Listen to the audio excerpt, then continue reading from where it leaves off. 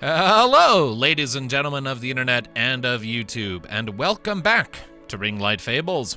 I am your host and dungeon master, Skijaramaz, otherwise known as Toneshift, and with me today we have almost everyone. Starting off, we have SepiaWolfe playing Tuki Fletcher, our Karavan rogue. You never know. I could finally multi-class a character. Theoretically, you could. And you do have another member of the party who could absolutely teach you how to do musical shit. But anyways, next up we have Mick playing Shianor, our Rythari we haven't actually solidified exactly yet through gameplay, but some sort of spellcaster. Wonderful good morning. We have Willyzin playing Ludviek, our Rythari paladin of Suna. Now you got me thinking, maybe I should multi-class him into maybe something, barbarian paladin. Ooh. Okay. That wouldn't really work too well because you got heavy armor, bud. Yeah. I know, I can dream. You can dream. I can tell you it's not optimized. I know. That voice that I have yet to identify is coming from Goldwyn, who is playing Minnove, our kobold bard and sorceress. Hello! Waiting for chicken to cook. For some reason, your icon isn't jumping in Fuji when you speak. Damn. I think it's because my thing is green constantly right now. I'm on my phone. I don't know what's going on. I have a potential thing. One moment. I'm going to move you somewhere. Don't take it personal.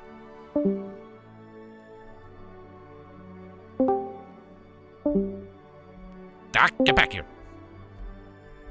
All right. Speak. Yeah, no, it's not going away. The green light.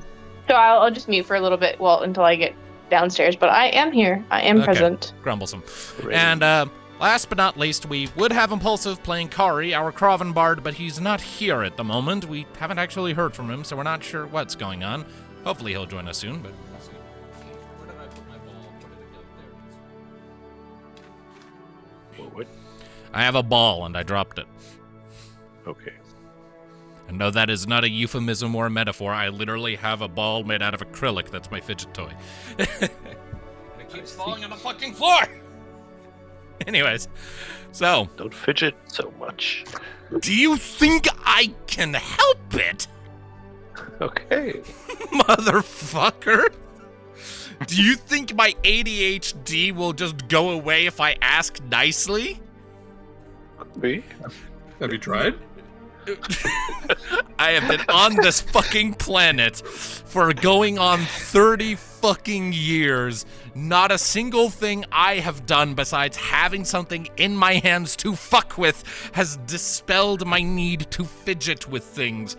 My brother has a couple of Nesquik bottle caps from the aughties from the late 90s or something that are his fidget toys, and they're antiques now. They don't make those bottle caps anymore.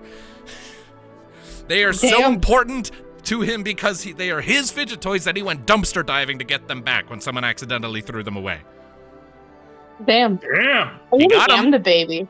Yeah, he got him back. Anyways, so the struggles of being neurodivergent aside, Impulsive responded to me. What do we got? Oh, ye. I don't know what the fuck that means, but we'll take it. Ye, yes. To be fair, I don't know what you said to him, but I'll just take that as a good thing, and let's proceed. So, I asked him if he was coming. Okay. Well, either way, so where last we left off, our intrepid band of adventurers had set off from the Academy City of Asmara on a mission given to them by their employer, Godfried Halkus, to scout out a recently uncovered structure that had been unveiled after a series of uncharacteristic tremors near the village of Tagfar, a little ways to the north of Asmara. There, the party garnered some new information, bought a snazzy new cloak for Minnove, and then made their way to the unearthed structure, buried inside of an old dirt hill, essentially, concealed by soil and stone and grass and tree root. At the entrance to the structure, they uncovered a small campsite that was occupied by a snow leopard-furred Rythar individual naming himself Shianor.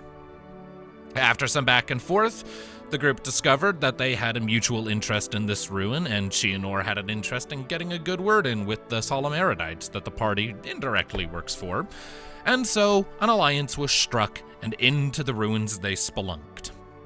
As they began to pick their way through the decrepit halls and corridors, lighting long, dark braziers to light their way, and studying the inscriptions upon the walls and the other structures found throughout, they came to learn that this tomb seemingly belonged to one of the adherents of the old ways from way back when, the ruin probably not being much more than 100 or 2 years old, belonging to an individual known as Galathrax, the war poet, an adherent of the old ways who was notable for being eccentric as all hell and employing an abundance of magic in his various conquests and battles.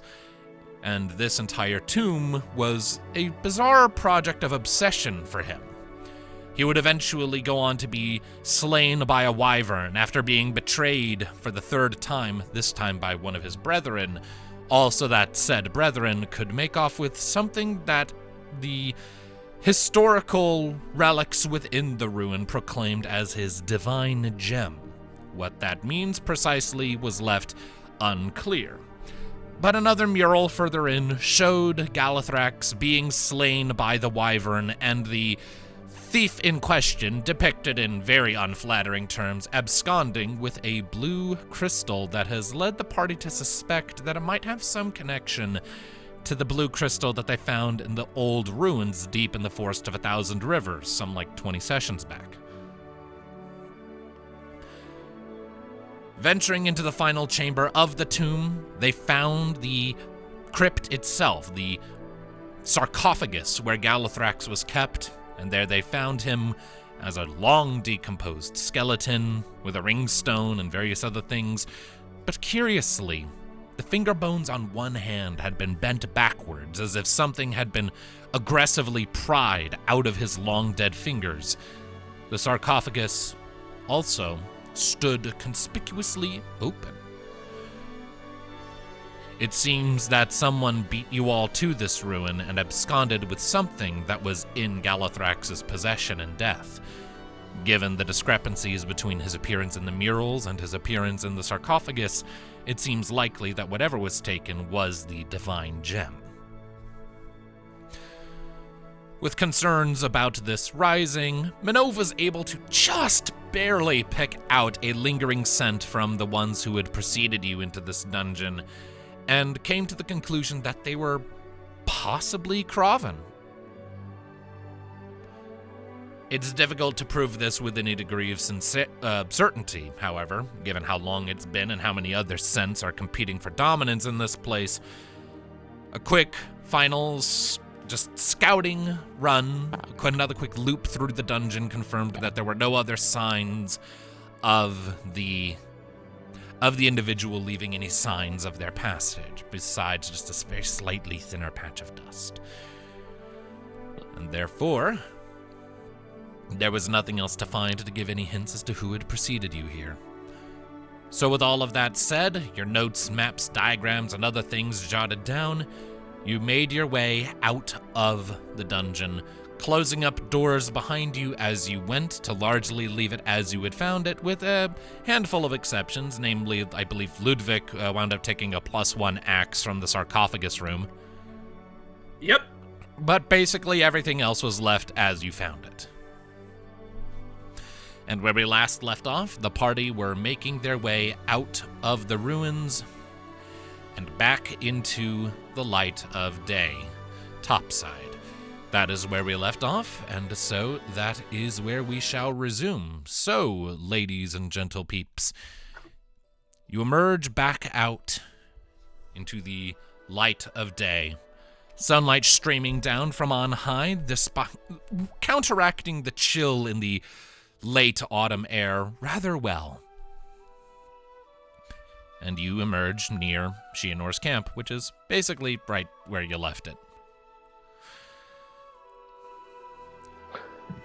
Shianor will invite the rest of you to his campsite and make a little campfire and actually get his jacket that he hung up on the tent and yeah, jacket being bright red with gold embroidery. Embroidery, is that ready? Right. And even golden shoulder pads. Very, very fancy, like something something a circus director might wear, or an especially flamboyant sort of person. Yeah. A flamboyant pirate. Kind of look. Maybe.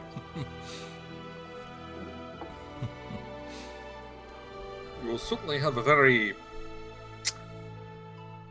ostentatious form of dress. It's something I picked up on my way into the south. The south being here.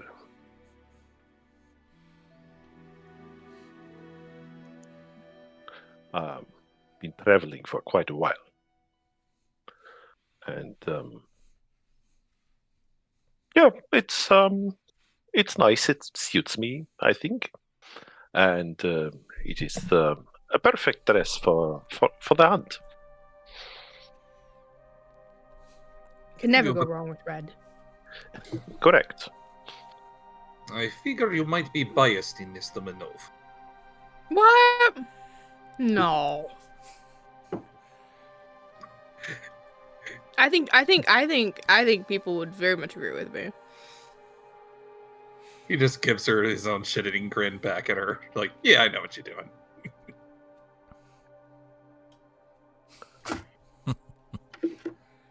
Red is a great color. See, Tuki agrees.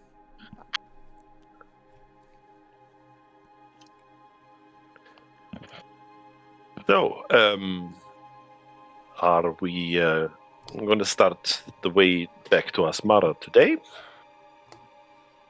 I think we should stop in town and see if anybody else noticed potentially a Graben that was not near Kari. That is a good idea. Also, we should probably let them know that it is no threat of anything coming out, but it is still dangerous inside, and would be very good if kept out of it. Don't want anyone setting off any problems.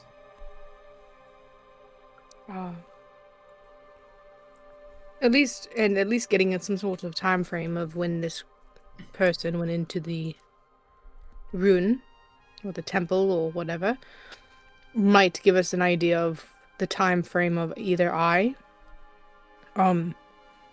them being there when it was risen, or B, the distance of how much ground that they've made between now and then.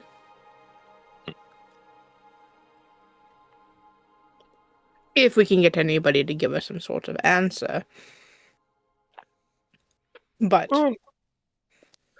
probably worth to ask. Mm-hmm. My best bet is those children that found it, but it's kind of weird to go up to children and start asking them questions out of nowhere from school. Stranger danger and everything. Well, they do know that we are scoping it out for the Solomeridites, so hopefully they'll accept that we are just curious about the discovery and not something terrible. Yes. And maybe get their parents or something in on it. I don't know. I don't know how to talk to children, to be honest with you. I mean, I do, but I don't. Not in this sort of sense. Surprising, considering you would see them eye to eye. Kobolds aren't that short. More eye to eye than the rest of them. Is gonna stand up from her sitting position or whatever. She's gonna walk up to Ludviek. Looking at him dead in the eyes. Eye to eye. Yes. Immaturity.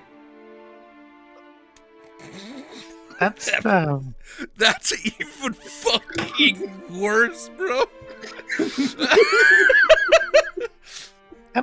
harsh.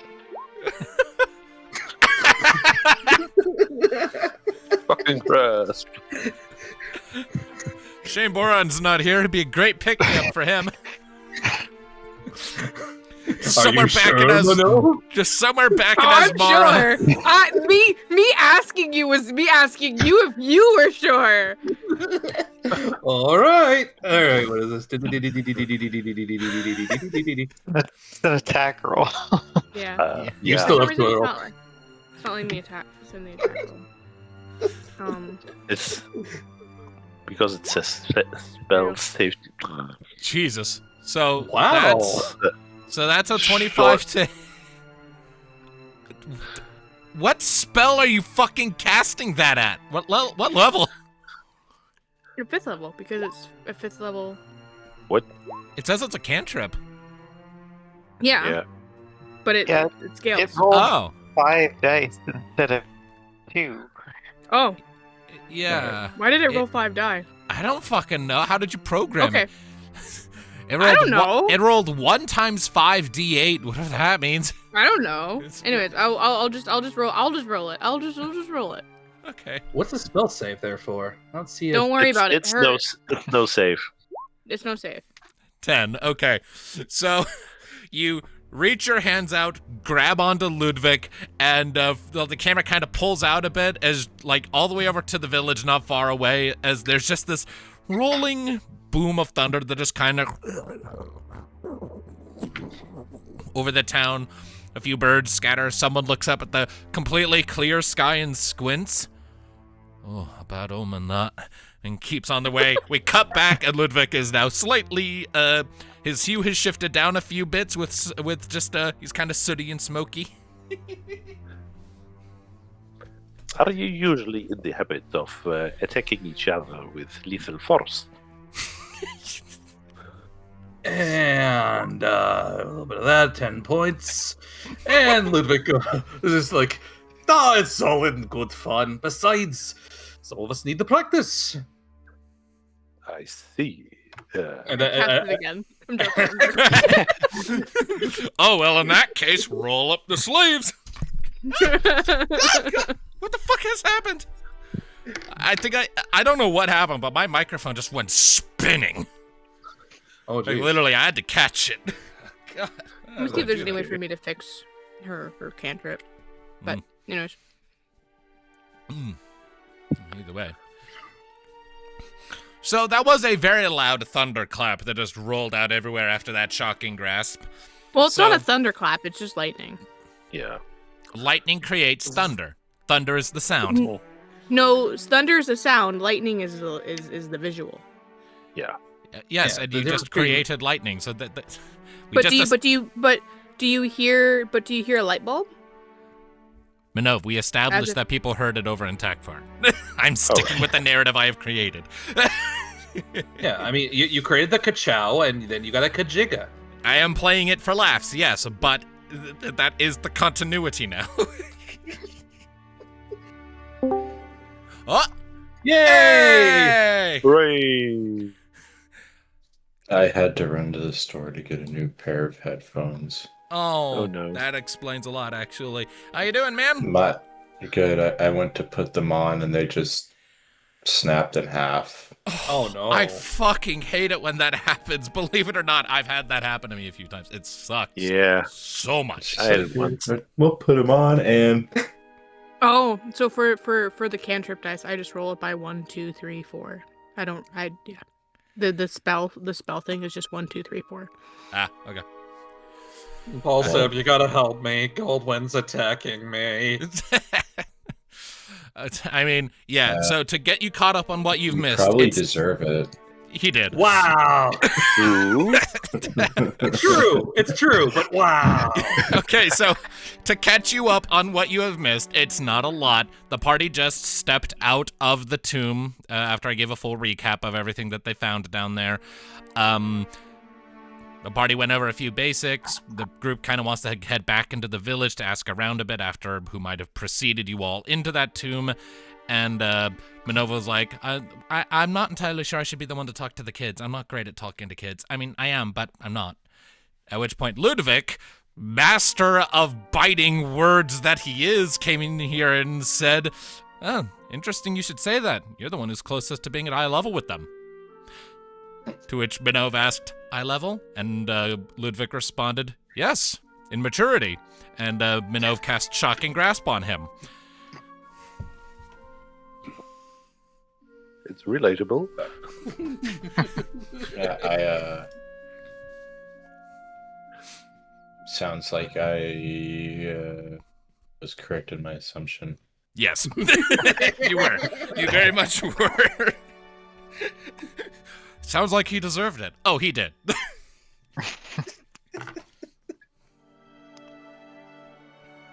Anyways, so, yes, as I was saying, the loud sound created by that Shocking Grasp spell would probably be sufficient to startle nearby creatures and critters. As I said, some birds flitter away from nearby trees. And, my ball fell away again. And other creatures of a smaller size nearby might have also been startled. Nudge, nudge, wink, wink, Mick, that's your cue. Yeah. You hear a slight squeak from Tianor, not from his mouth, but from his pocket, and there's like a tiny mouse or stoat-like creature emerging from the mouth, from the pockets, and stretching, white as the snow, and it's climbing up and sitting on his shoulder. Indeed. And on top of that, anyone who looks at this little stoat, weasel-esque creature will also note a very faint but very noticeable white glow on the tips of its nails and within the blacks of its eyes. Right.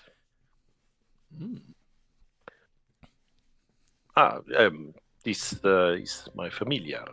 Oh, guy! Squeak! Oh my goodness! He's called Thari. He's what? He's called Thari. Fatty? Thari. Fatty. Thari. Thari. Thari. Actually, Tharinan, but I call him Thari. You gotta roll your tongue. Yes, I am a little concerned that you are not.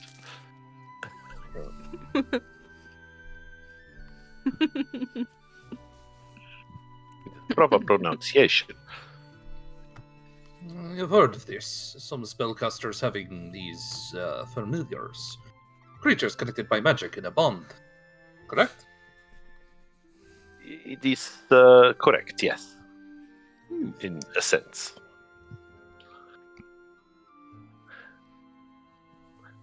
This is something a little special with this one, but yes. Oh, I'm sure. Oh, I'm sure it is. I take him down and put him into Minnove's hand. Minnow's gonna like hold him with like the most like absolute like. And he looks at you in a totally adorable way and puts his head a little to the side and squeaks adorably. Oh no, Tuki, take him. I'm gonna eat him. Oh my god! Oh no. Okay. Dear God. Cuteness aggression takes on a whole new meaning with kobolds, I guess. Damn. Yeah, he'll just go to scoop the creature. Yeah, he's small and neat and totally adorable. And I need, something like that. I need to make an icon for him. You mean a token? Yeah. Don't worry, I've got that covered. Okay. In the event he winds up becoming necessary, I have a token. It's the wrong color, but there it is. Yay. So we can call on that as needed, though it spawned in much too big. But I digress. Good.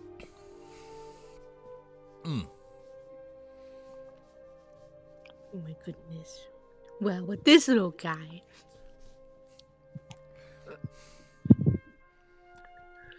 Stoat's a ladies' man, it seems. Yep. A little bit. That's true.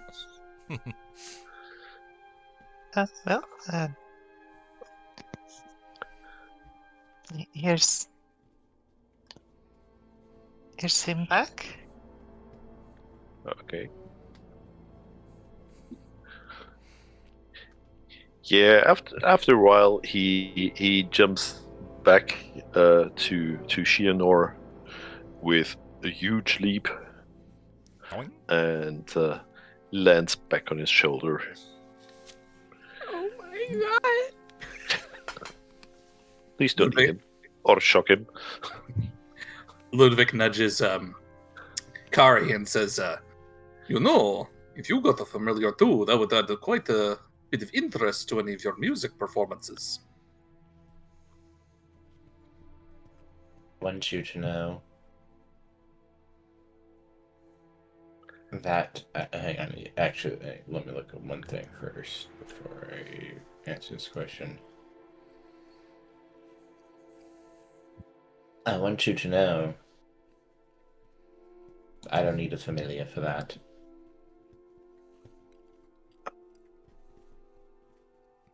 I don't need to take shortcuts.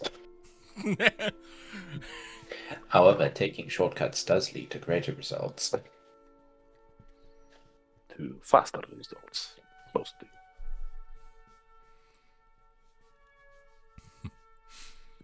All right. Well, with that introduction thus established, I presume you all wish to make your way back to Takfar? Mm-hmm. Yes. Yes. All right. So, you spend the better part of maybe the next 30 or so minutes making your way back to town, weaving between the occasional hill or little bit of rock or copse of trees.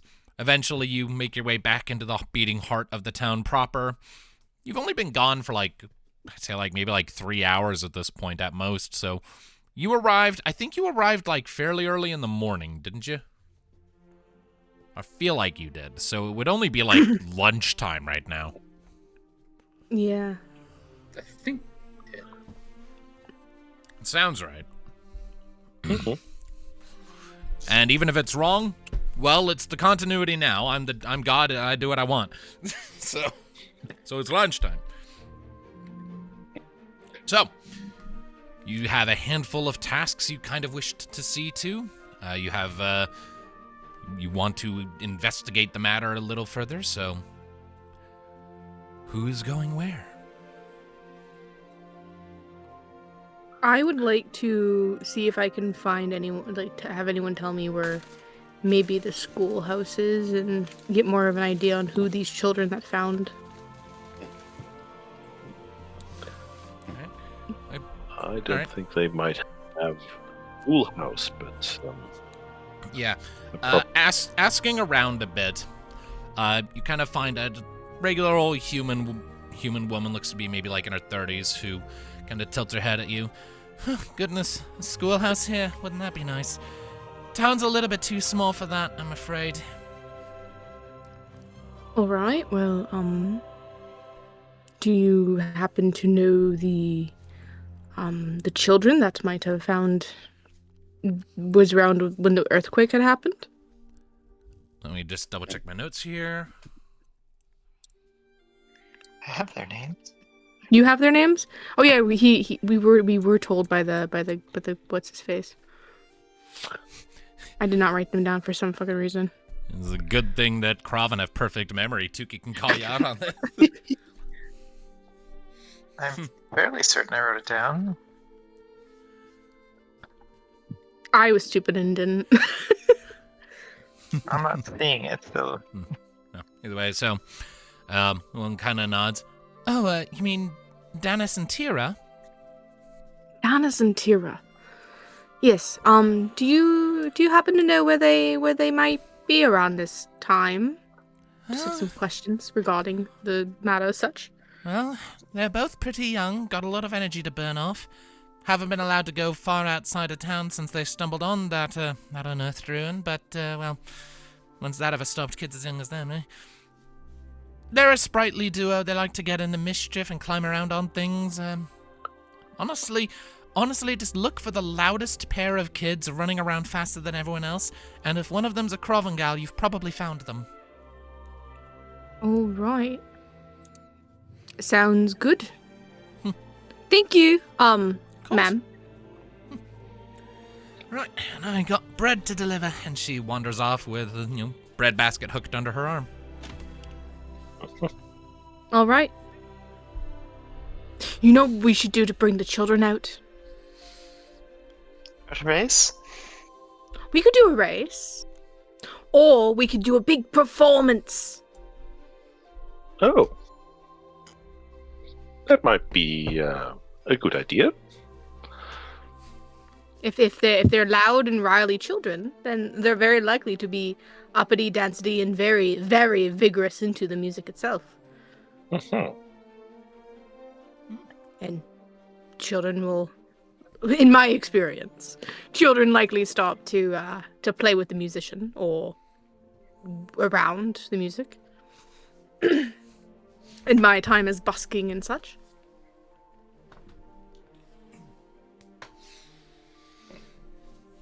All right. Sounds like a plan to me. Exactly. All right. If no one has any objections, spontaneous musical number it is. All right, everybody gets an instrument right now. All right. So. Well, we're rolling with this. All right, I got the drums. All right. Takes out a little flute. Busking. A little bone flute. There it is. Was wondering when that was going to happen. just the quiet disdain. Just busking. All right. Okay. So, I guess let's just treat this as a group skill check using everyone who wants to get involved. I am assuming Minnove is going to spearhead it. Yeah, sure. All right. In that case, let's go ahead and have everyone else make for me performance checks. Everyone else who's participating in this. I will be casting Minor Illusion whilst we do it. Oh, no. Just to kind of be giving some more, like, saturation, kind of like a very fun kind of color change. Like, almost like a screen to a wall. Gotcha. I think I'm also going to just throw a bit of whistle tongue lyrics in there. See if that helps attract Craven Child. All right. Look. Actually, that's a great point. If you're doing that, then you can make that particular roll with advantage. Damn. Okay. Clever. All right. That is then one success provided by Tuki. Let's keep going down the list. Ludviek, you said you're performing with the drums. Yeah, I didn't know clicking on the drums actually made a roll. My bad. Yeah. Honestly, it's fine. We'll use it. All right. And near as I can tell, you've got the proficiency with it, so that tracks. So, an 11. It's not terrible. It's not great. But also, these are fairly easily entertained, like, just common people out in the middle of basically bumfuck nowhere harvesting cabbages and carrots. And they're, like, about to hit the very gloomy winter season where not a lot happens. So, it's not going to be terribly hard to bring a bit of, like, light to them with some music. So, you don't need to play great. You just need to play in a way that isn't grating to the ears. I'd say an 11 succeeds at that. All right, is Shianor going to contribute to this, or is he just going to watch like, oh, damn, I found a musical band? No, actually, he's going to hum in a low voice that basically transcends into a dual tone voice, and he's gonna start doing acrobatics. Oh, okay. Basically, he's starting his late song and doing acrobatics with Okay. he's but without blades. Okay. Yeesh. Sure, I'll take it. It's an interesting way to go about it. I'll take it. 15. That counts as a success. So there's just a dance from the Lion Man accompanying all this. Now, the biggest question is he keeping his shirt on for this? He might not know.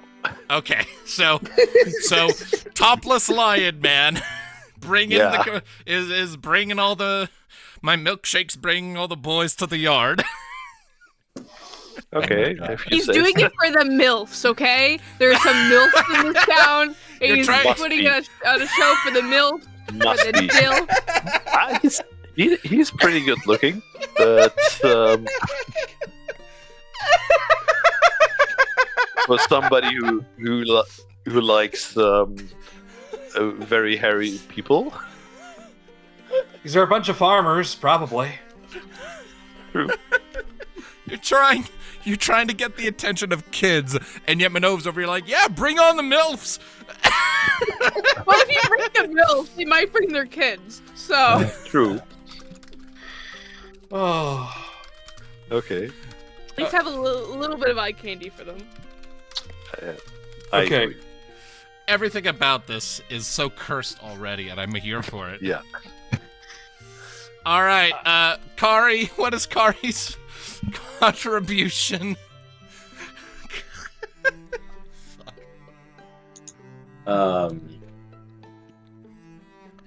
Kari's contribution. Kari's contribution is to what's the term? Busking. No. Oh. Kari is going to pull out his guitar and simply strum and play the music in time and in tone with whatever shenanigans are currently happening in front of him. All right. Oh, musical accompaniment. Yes. No, it's a specific thing. Backing? No, what? It's like, it's a term they used to use.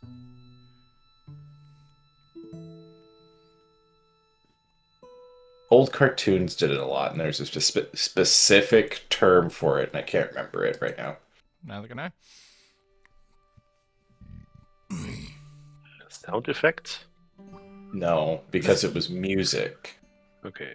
It was music almost acting like a sound effect. Foley?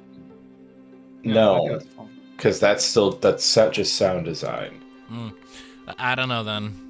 But either way, Yeah. that's performance. Either that, or you could just take the help action to give Minnove advantage on performance. Or she could take help to give you a advantage on performance. Oh, it's called Mickey Mousing. Is it?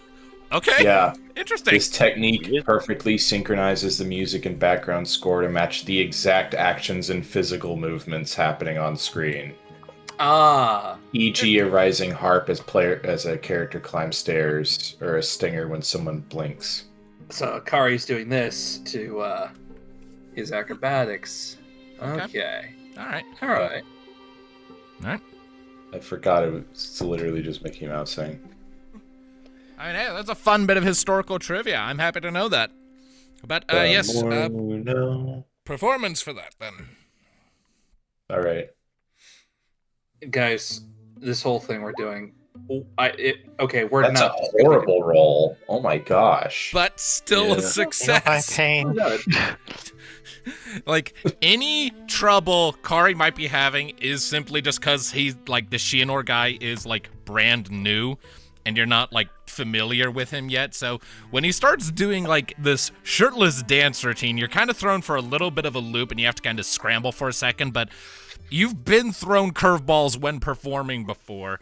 You've been in your fair share of surprise situations long before you ever met this group, so it only takes you a moment to adapt, and you make do. So, hooray. Yeah, so that is a grand total of 4 successes. That's going to bring the difficulty down rather a lot. Minnove! I want to do something really fun. Okay. You've already done Minor Illusion. What you doing next? So after, once the color starts to fade of Minor Illusion, she's going to drop the concentration of Minor Illusion if there's a crowd that forms. Essentially, that was the attention grabber. Now she's preparing for, like, the show finisher, okay? Well, seeing how effectively you're able to gather the crowd is going to come down to the initial performance roll, so... Cool. There's something I want to do as the finisher, then. So I will roll my performance with the Minor Illusion intact. Okay. And then once I'm done, So just roll with normal. Yeah.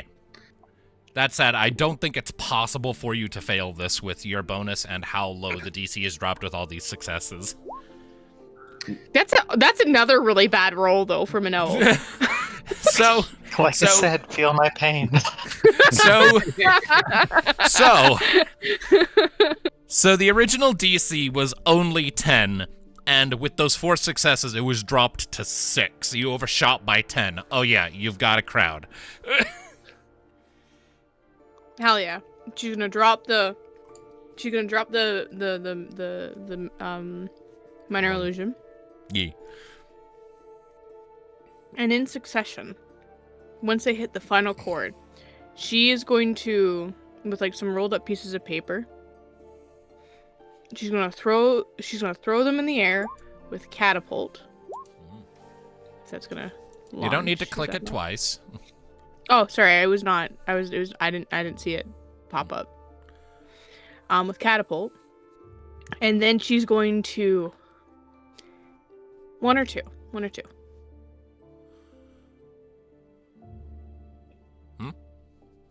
What you know what we'll do this one. And then she's gonna cast magic missile on the pieces of paper that are to turn them into fireworks? They kind of turn them into makeshift fireworks. That is cool. I like that. So as you finish off your musical number, you kind of do a fanciful twirl, sort of, and while your back is to the crowd, who has gathered very swiftly from this very small village and have been, like, clapping in time to the music and have been just absolutely observing Shianor. As you reach the end, Shianor seems to sense it, dips into, like, sort of a, like, I guess, like, just a very flat at the waist bow, I don't know, but all attention comes back to you as you finish your spin, throw your hands up, these 3 or 4 little crumpled up bits of parchment go up into the air, propelled by magic, so they've got some Luma trails behind them, propelling them further up. At which point, more bolts of arcane light fly out of your hands, spiral up through the air, and strike each crumpled up sheet of parchment in succession, and they and bathe the area in bright light, and there is an uproar of applause from the crowd as they witness the conclusion of your performance. Somewhere nearby, a 2-month-old starts crying because they were surprised by the bright light. Oh no. I'm sorry. But everything else goes great. That was the wrong button. No, it's okay. I gotta say though, guys, after this, we're no longer the Scooby-Doo gang. We're freaking Jabberjaw. The fuck is that? To the one aging person in our chat, you know what it is. Yep. Okay. Long story short, Scooby-Doo made a bunch of copycats in Hanna-Barbera themselves, and they tried to copy the thing. And one of those was Jabberjaw, which is about a traveling group of teenagers who solves mysteries, and they're with their giant talking shark, and they're part of a band. You're all adults, though. Look, it's not the age that matters. It's the fact that we're a bunch of mascot characters playing music and solving mysteries. That's all that matters. Yuki's still a teenager. I thought she was 19 at this point. That qualifies as an adult. Still a teenager, though, too. It's a weird thing in the middle. Legally an adult. Socially, not in the slightest.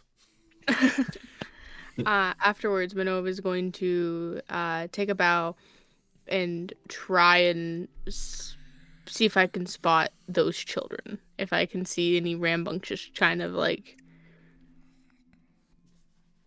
children within this crowd. Yeah, easy enough. As you kind of scan the crowd, it's a crowd, but it's not thick. It's only 1 or 2 ranks of density here, sort of surrounding your group. And I'm imagining you kind of found a tree to serve as a backdrop to your performance, so you have something framing everything nicely. So it's a big almost a little more than a semicircle of crowd kind of surrounding you in 3 ranks. Kind of scanning through it. Sure enough, you eventually spot. Little human boy with blonde hair and a very freckled face who's cheering along very avidly, and kind of, upon realizing you're looking in their direction, kind of hiding behind him, you see this kind of a slightly younger looking Kraven girl who looks like she's maybe between feather types. Her feathers are kind of patchy looking. She's starting to shed a lot of the original, poofy, really young child down feathers and start to grow in more of the sleek ones, but it's not happening evenly or neatly, so she looks really patchy and kind of scruffy. And by the way, she kind of tucks herself behind the boy. She appears to be shy. Either that or she's afraid of your teeth. Hard to be sure. Me too. I'm going to try and grab everyone's attention subtly so it doesn't distract from whatever they want to do at the end, and try to point out the children and be like, there they are. We got them. Take that out of context. Take the shot. Take the shot.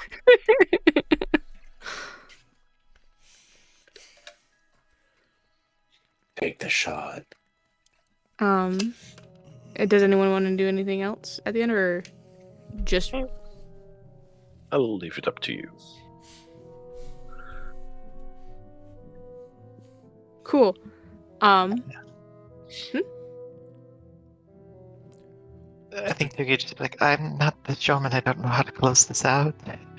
Thank you, everybody. Good night. We'll be here maybe for the next couple of hours.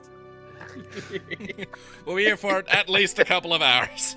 It's like, nothing about this was planned. We just decided to play a song because we needed to lure some people out.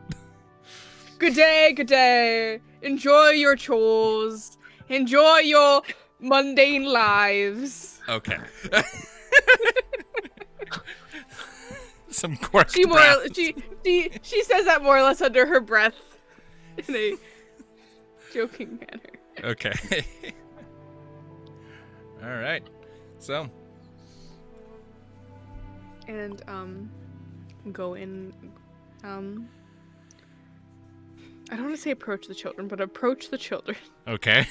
So, whatever you kind of had been standing on, I'm going to assume you pilfered a soapbox. You kind of jump down from that and make your way over. Is anyone going with you, or are you going solo?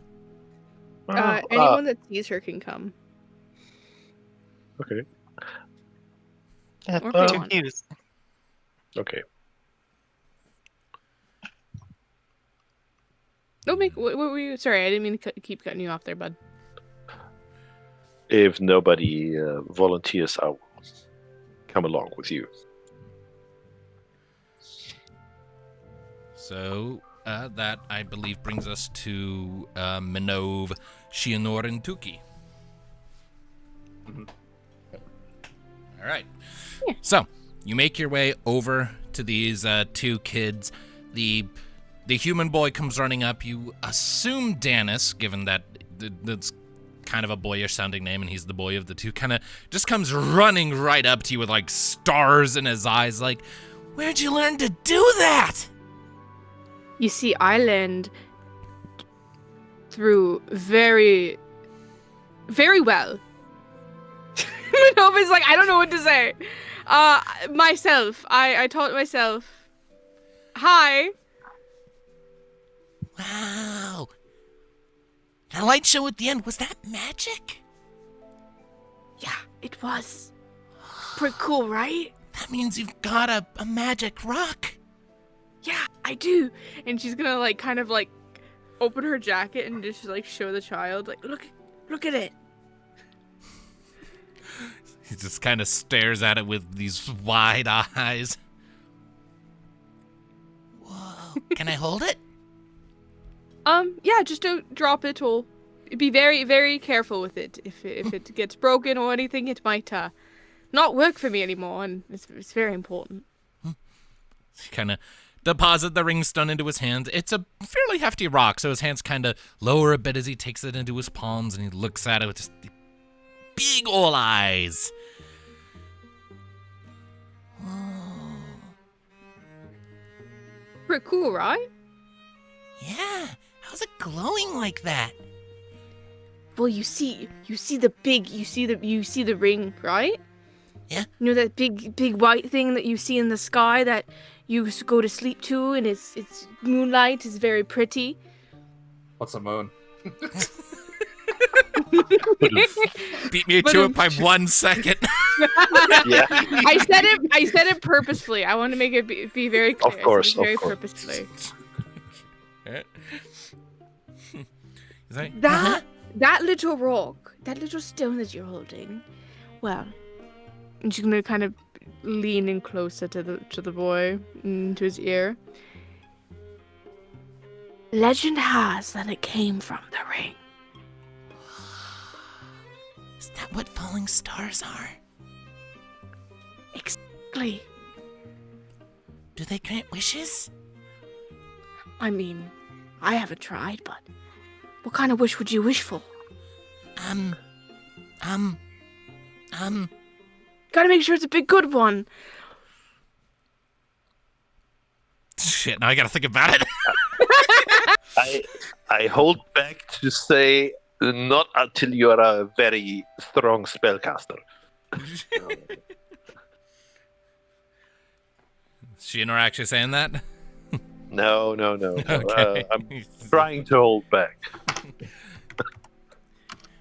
He looks it over for a second, then kind of looks back over his shoulder at the Kraven girl who's with him, who you assume is Tira, and she's kind of hanging back a little bit, kind of fidgeting anxiously. Yeah. Then he looks back up at you. I think I'd wish for Tira's mom to get better. Oh.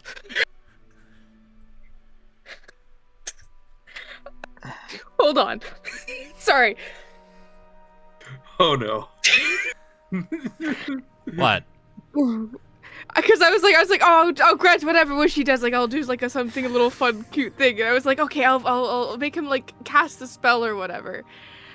And then he says that. Oh. Fuck. Oh. God. I think in Whistletongue, Tuki will just kind of ask, "What's wrong with your mother?" Tira will kind of jump with a little squeak before answering, also in Whistletongue. She has a hard time sleeping at night. Keeps getting up and walking around. That's unusual. The same thing happened to very Dad. Unusual. The same thing happened to Dad a couple years ago, and then he left. Yeah.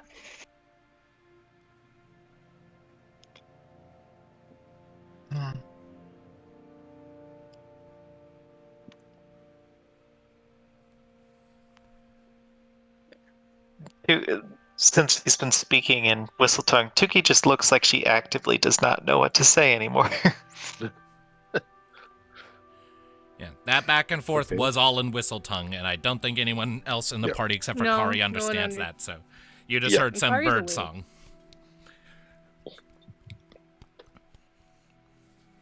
Twiddly twiddle-doo. Indeed. Twiddly twiddly do. It's really sad.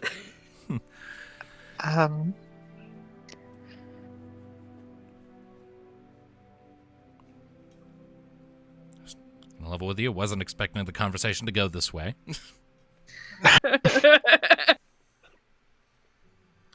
We took a left turn right into emotional damage. Well, Minnove will speak just to Danis, not really. Like they're like understanding that they're having their own kind of conversation. And she's just kind of like gushing with Danis. So did you like do you want to know something really cool? Want to know something really, really, really, really cool?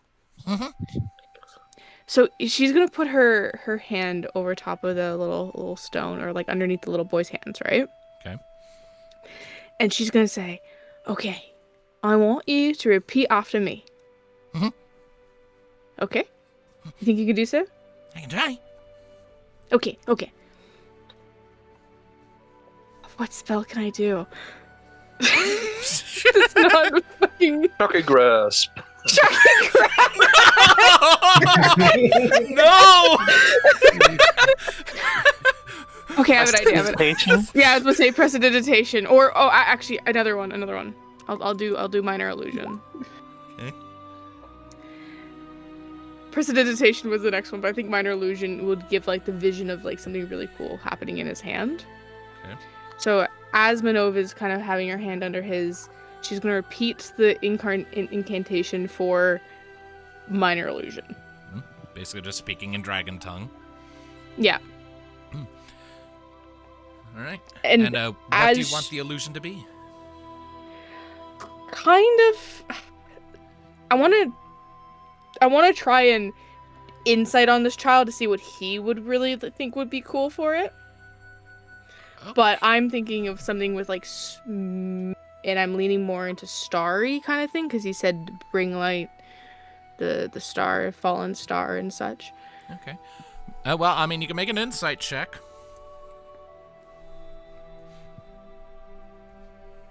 Insight. 15.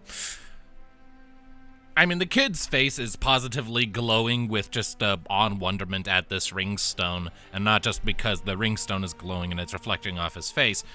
So, So and you've only known him for like 12 seconds, so it might be a little tricky to peel back the layers and get at his deeper motivations, but like from just what little of this kid you know he's rambunctious, you know he's kind of spunky, you know, they run around a lot, they're loud apparently. But you also just passively notice that he has absolutely been taking the lead in this conversation while his friend Tira hangs back. And when she spoke, even though it was in Whistletongue, you could tell it was a very shy and timid whisper. And the fact that his wish would be to help, like, his friend's mom, tells you that he's probably got a very kind and compassionate heart, or at the very least he cares deeply about the people close to him. Which is a good thing, all told. Derive from that what you will. Cool. In his hand as he's holding the ringstone, almost like an image kind of like from like the luma that's shining and glowing off of it. It kind of turns into like an aurora borealis kind of situation, I imagine. As the light reflects both himself and then like it starts to shape with like just the legends of like, I guess what Minnove also kind of knows best, and like stories that she would have heard as a child, like little small kind of like broke down kind of like imagery more or less of what she was taught as a child. Just to kind of give more of like an impactful kind of both a cool sensation to see and that he's quote unquote he's casting it. But as something that is like, I don't know, just like it reflects almost like an aurora borealis situation. Cool.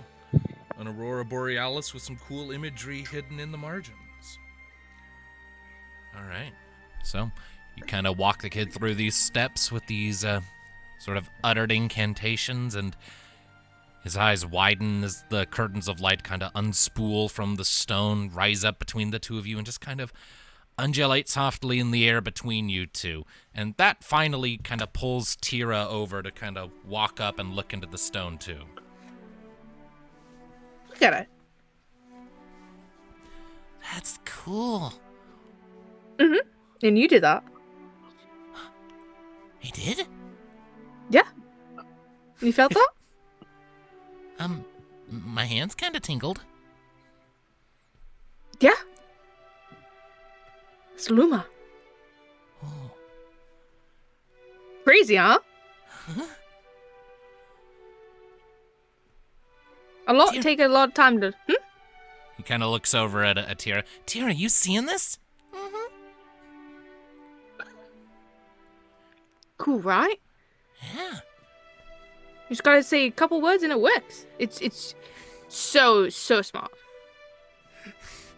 Meanwhile, everyone else here who knows even a little bit about how magic works is like, That ain't quite Last true. thing she wants to do is give the child a mini fireball. Accidentally. That's why I had to find a child-friendly one in case if he picked up a stone. He was like, oh, now I know minor illusion.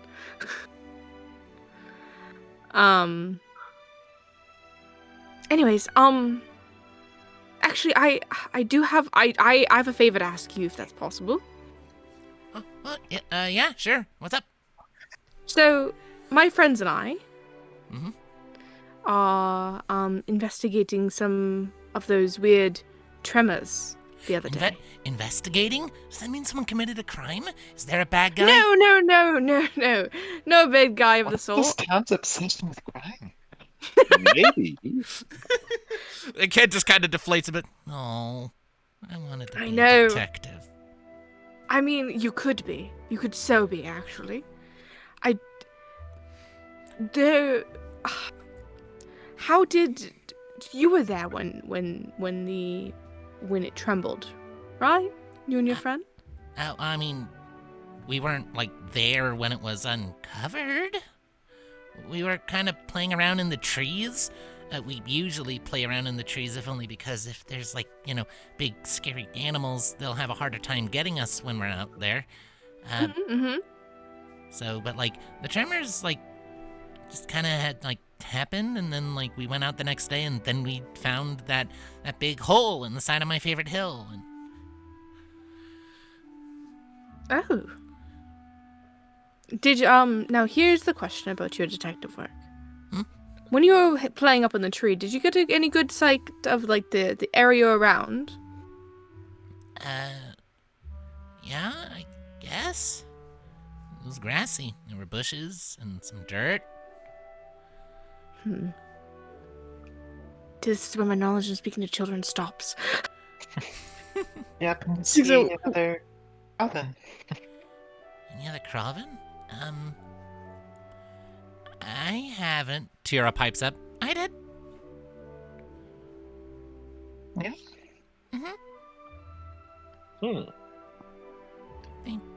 They showed up. One of them came by the inn, and then they left with some supplies, I think. And she kind of reaches down into her shirt and pulls out a surprisingly large, but not as large as like a tail feather, black feather, and holds it up. Gave me this. And then he went, and then he left, and I haven't seen him since. Paraphernalia. Potential. Did you tell me what he looked like? He looked honestly really nice. He was really clean. He was kind of big though. He had a really poofy cloak.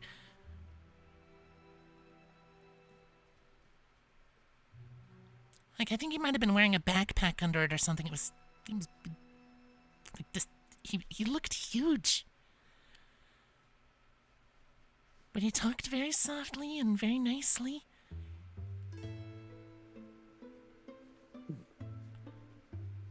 I didn't see this guy. Well, you were at home at the time. Where were you? Oh, I was just walking around. Kind of just looks down at her talons, taps him a few times on the dirt. Mom encourages me to go out and take walks whenever I can, since it's good for my legs.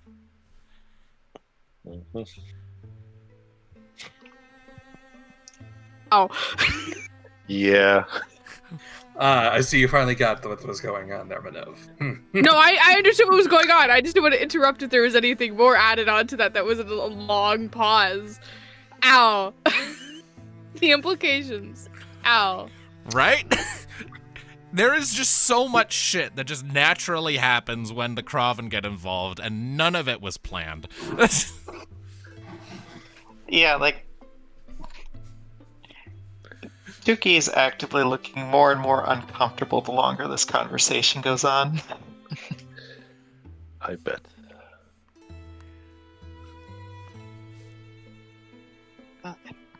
Appreciate you telling me. How many days ago was it? It was like a day or two before the tremors, I think.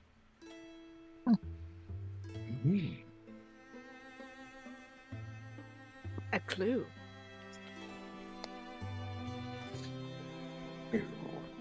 I mean, a few clues in this conversation alone. So you are detectives. What? Not so loud. Right. You're gonna give away our position. Right. You give away your position so there are bad guys that need to be stopped. Well, yeah, I can't just tell you. If you do, then I don't know. But keep this on the hush between you and I. No one else, okay? Okay. Gotcha. Tira and I are great at keeping secrets. She looks at him skeptically. What? I bet. Why are you looking at me like that, Tira? She just clicks her beak. What does that mean? What does that mean? You do that too, Tuki. Yeah, for the Kraven in the party, clicking or clacking your beak is usually a sign of emphasis, or if it's not followed by any words, annoyance. I guess I never paid attention.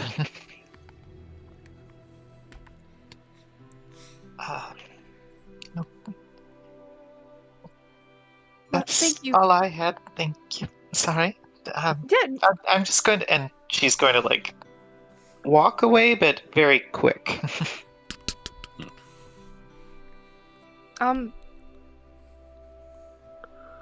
She goes into a taxi and says, "Get me out of the situation."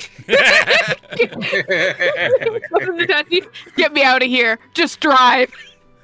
They end up blazing saddles. Taxi, nearest gas station. Actually, no, farthest gas station. I want to be away. Why a gas station? Because I can buy chocolate.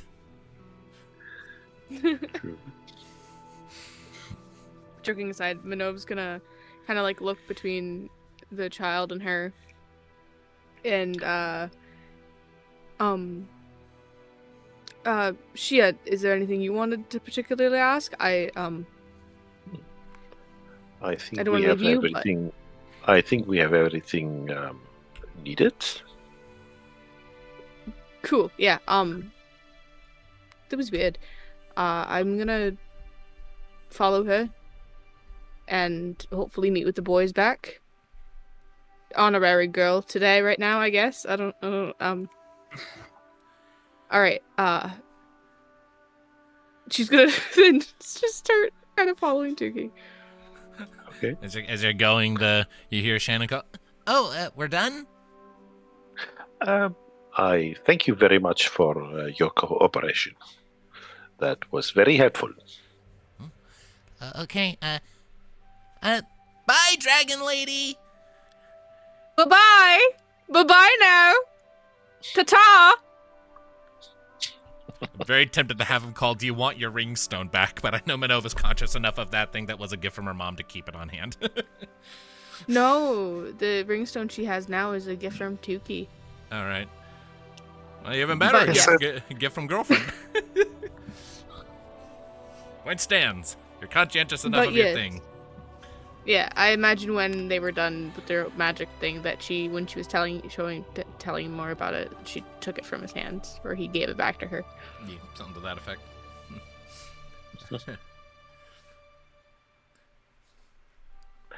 So that conversation went places. I'd like to say, while they were having the conversation with the kids, yes, please. What are the boys doing? Well, just be sitting back and having a few beers. Okay. It's not even 5 o'clock yet. It is somewhere. Fucking knew it. But no, says that he drinks 4 bottles at the same time. Jesus Christ! How? I don't know. Anyway, it was just Kari and Ludviek, right? Because yeah, she and Laura went with Tuki and Kari. Well, when they went over to go talk with the kids and whatnot, Ludviek would turn to Kari. He would say, "All right. Well, they seem to have found the kids they were looking for. I was thinking it'd be best if one of us, or if you'd like to come with, I was just going to go tell the because did we meet with the person who was the leader of this town? You haven't, no. You know their name, I believe. I believe Godfrey told you their name and where they were and whatnot. But you just kind of learned exactly where the ruin was, and then just pole vaulted directly over there. So. All right. Well, Ludviek basically says, "Well, they're talking with the children, and who knows how long that will take. Let's go fill in the." My notes. Yeah, my notes are blank on the person of the town, unfortunately. But we'll assume he says the name, and it's let's go tell them what we discovered at the ruins, and tell them that there won't be any chance of creepy crawlies coming out, but you should still keep a ways distance from it, and that the the group, who I'm forgetting the name of off the top of my head, not the Asmarids, gosh dang it. Which group? The enlightened group that Godfrey's a part of. The Solemn Erudites. Yeah, that's it, Solemn Erudites. That the Solemn Erudites will be along shortly to thoroughly comb over the ruin itself. Basically say, nothing to worry about, but just stay away. So it's he says that to Kari is like, "No, shall we go do that while they're handling the children?" Why not? All right. Good. My legs were starting to lock up. All right, so putting away your drums, you make your way, you kind of ask around very briefly, and it doesn't take you long to get pointed to the abode of the town's mayor. The town mayor being Thrandon, as you are told.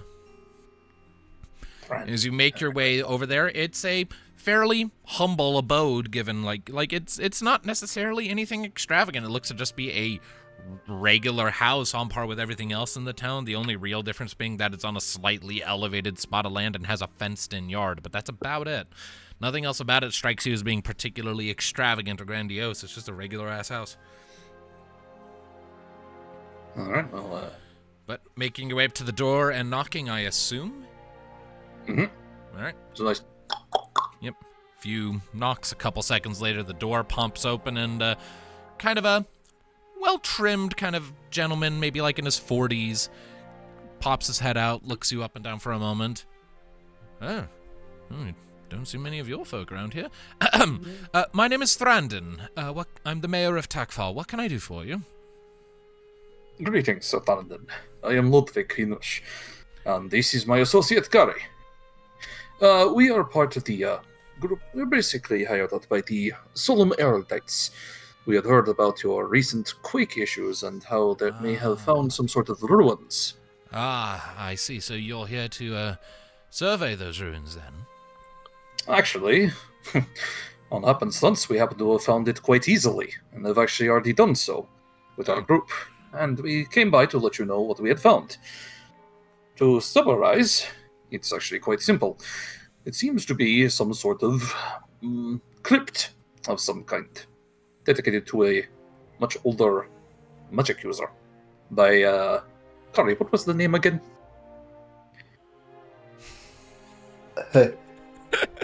It was Galathrax.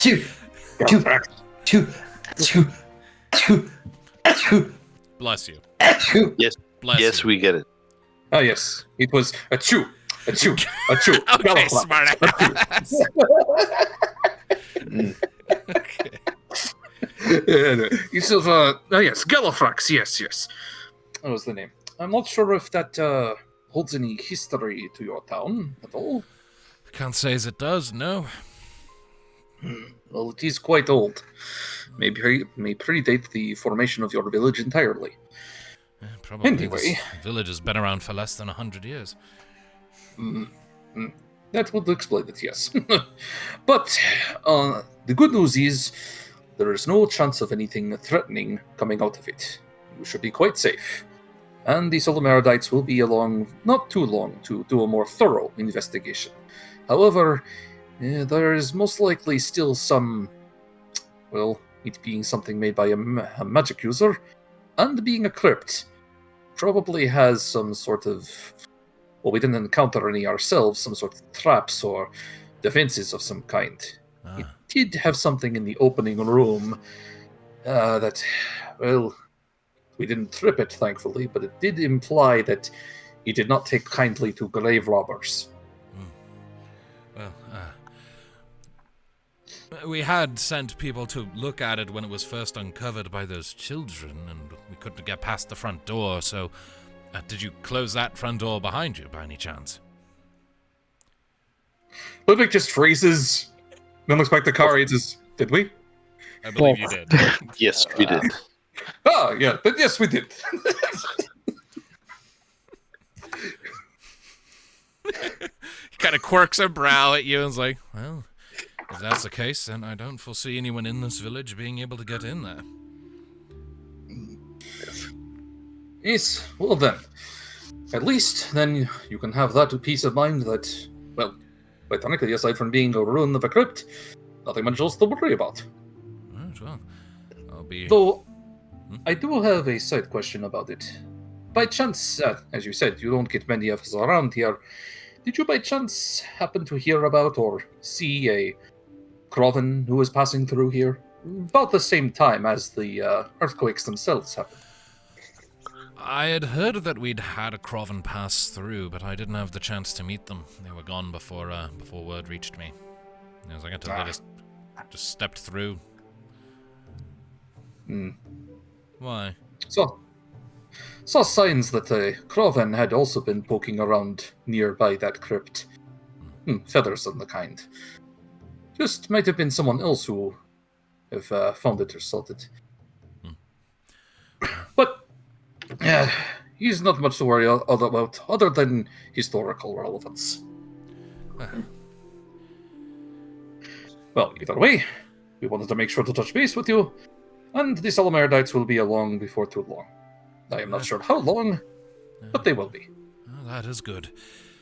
Thank you for your diligence. I'll be sure to let the people know. Well, you have a good rest of your day. You as well. And, Kari, was there anything else? I don't know. As a player, I don't know. Right, you weren't here the other day. I am so... No, I do not know the answers to any of these questions you're asking me. I was not there. I forgot that entirely. I'm sorry, man. Yeah, you're good. Okay. Yeah. To answer on just to fill you in, as far as like things that would be relevant to the mayor of this town, at least that would be obviously relevant in my opinion. No, I don't think there's anything else that would need to be gone over. Yeah, it's mostly do the job that the Salamaridites sent us out to do. It's like, all right, then Ludviek then bows, and then says, "And have a good day," and then turns to leave. Back to the where they were playing their music. Hopefully to meet up with the group. Yeah. And I guess we probably did that all while they were talking with the kids. So. Yeah. So it doesn't necessarily take you too terribly long to start meeting up. Where was Tuki going when she just kind of power walked away, though? I don't know. So she just picked a direction and went. Gotcha. Pretty standard, honestly. Story of her life after hitting puberty. Pick a direction, go.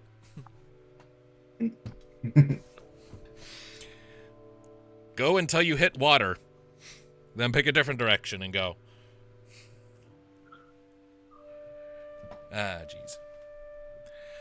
I think she'd eventually kind of veer off to go at least back to the cart and butterscotch. Yeah. So it doesn't take too terribly long for the group to start reconvening at where you left butterscotch and the wagon.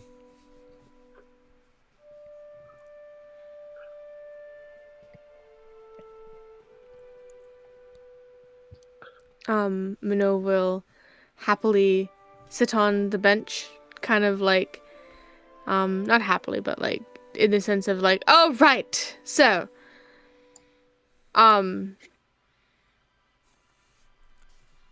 there was a Crovan a few days before. Essentially, going to reiterate the story of the Crovan before a couple days before. Mm-hmm. The tremors, and then his vague, I don't want to say vague description because it was very good description, but like, other than a big coat, not much more about the guy. And based off of the big coat, I could probably tell that it was the same guy due to that went into the ruins because his tracks were not behind him, but his scent was. Yeah. Despite all the assumed dust. Yeah, there was a lot of dust. Just like brushed the ground after his steps with like either long tail feathers or a long cloak or robe. Yeah, so that matches that kind of story. And she's just going to reiterate. So, but where he went or what happened to him after, no idea.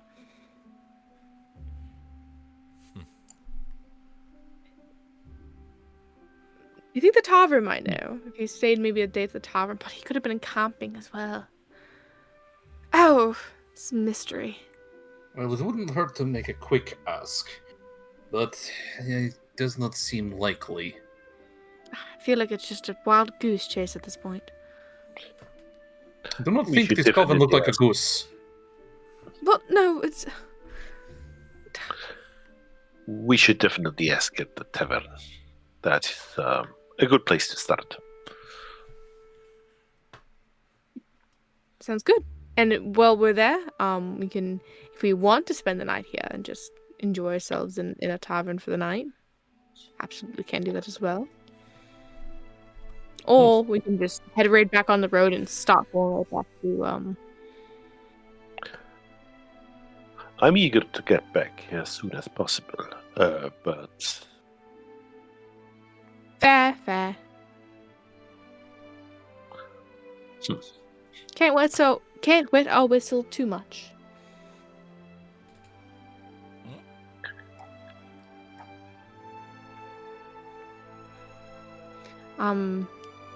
So, I guess, the inn! To maybe order a drink or two and then leave. We're gonna drunk drive. Sure. You can still have, like, a drink. I wouldn't advise it. But also, I don't drive at all because I don't want to die, so I guess I'm not an authority here. It depends on the heaviness of the beer itself, or if it's hard alcohol, and your tolerance for liquor. And there's a lot of mitigating factors here. But either way, I'm gonna go right on over to the inn and going to go in and just want to ask if just describe what Tira had said about the big bulky Kraven man. All right. The clean, bulky Kraven man with the big coat. Yeah. All right. So, so making your way into the tavern, see the tavern keep same lady as before behind the counter. She looks up at you as you enter. Works an eyebrow, because I don't think Minnove was among the number who went in previously. It was just like Ludviek previously, wasn't it? I think so. Because Minnove and Tuki went to the general store. Right, yeah. Because Minnove wanted a big coat. And Kari was minding the wagon. Mm-hmm. Okay. Mm-hmm. And Boron wasn't here, and Shianor wasn't here yet, so... Yeah. All right, so she quirks a brow at you as you approach. Afternoon, morning, whatever time it is. Hello. It's afternoon. Hello. Hello. What can I do for you? I have some questions about any possible patrons, and I know privacy rules and policy and ruling and such, but we're trying to uncover a mystery, you see. And I do have to know about a gentleman about over a week and a half ago, tallish kind of fella, a Kraven man, bulky a little bit and very distinctively clean with a big coat of some sort. Does that gentleman sound familiar from previous transpires? Make a persuasion check. It's either I said it all really bad, and he's punishing me for it, or all right, persuasion. She kind of eyes you up and down for a moment. An investigation, you say? Aye. Well, we did have a gentleman come through who matches most of that description. I wouldn't call him burly, though. Like, he was tall. Aye, taller than the average Kraven. Not that I've met very many Kraven, honestly, but... Tall bloke, but honestly, like, if it weren't for his big cloak, he'd be very slender, I think. See, also you have to remember, my source is a child. And anything is big. But yes, of course, that does sound like the gentleman that I'm describing. Fred, I can't really tell you much. Didn't even give me his name. Just popped in, bought some food, and then was on his way. Strangest thing, though, had a fancy way of speaking. Could you replicate it at all? Well, I'm not a Kraven. I can't go mimicking voices now, can I? Well, I'm not asking you to mimic his voice, just like his accent, dialect. I don't know. What was funny about the way he spoke? I said fancy, not funny. Oh. He was very soft-spoken, but articulate, you know? Like he'd open up his mouth, a beak, and just... It was like smooth honey spilled out, almost. I know. I get it. Yeah. Very polite, very gracious, but very curt. Didn't exactly spend time on small talk. I mean, looked decided... Weirdly enough, he kind of looked uncomfortable, too. Kept shifting on his talons. I chalked it up to his yearning, personally. Yeah, He was in and out the door so quick, I figured he probably has it worse than most.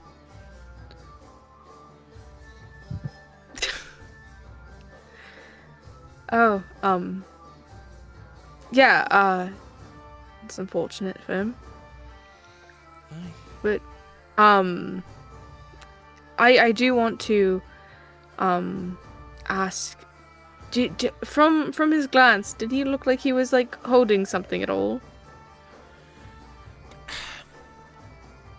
I mean, he had a fancy metal walking stick, but if he was carrying anything else, I couldn't rightly see it under the cloak. Makes sense.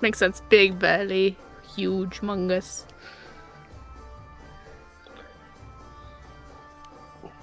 Well, that's all my questions. Alright, you gonna be buying anything? Oh, yes. How much is your ale? Give me a moment to find the price of ale. I know it's on the screen somewhere.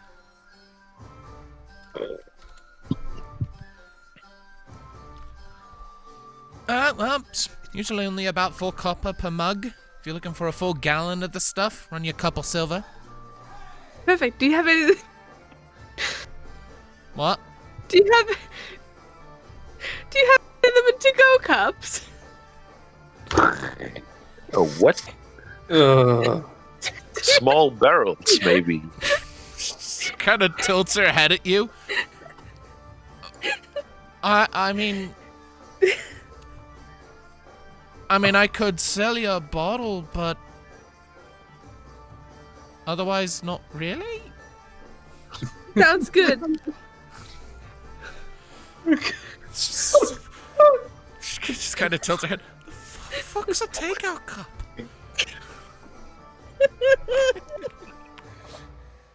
No, I need those.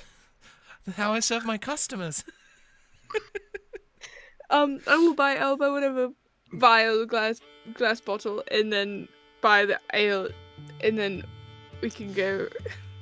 We'll just for mathematical convenience, it'll be 2 silver pieces. You're just getting a gallon in a bottle. Cool. Hey everybody, I have alcohol.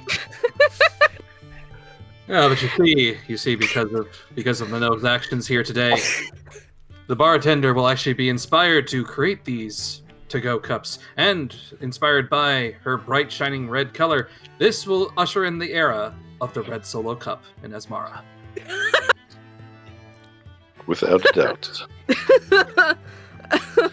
Oh. It's the only thing you can drink out of. Right. I am fully expecting the DM to veto that entire lore bit.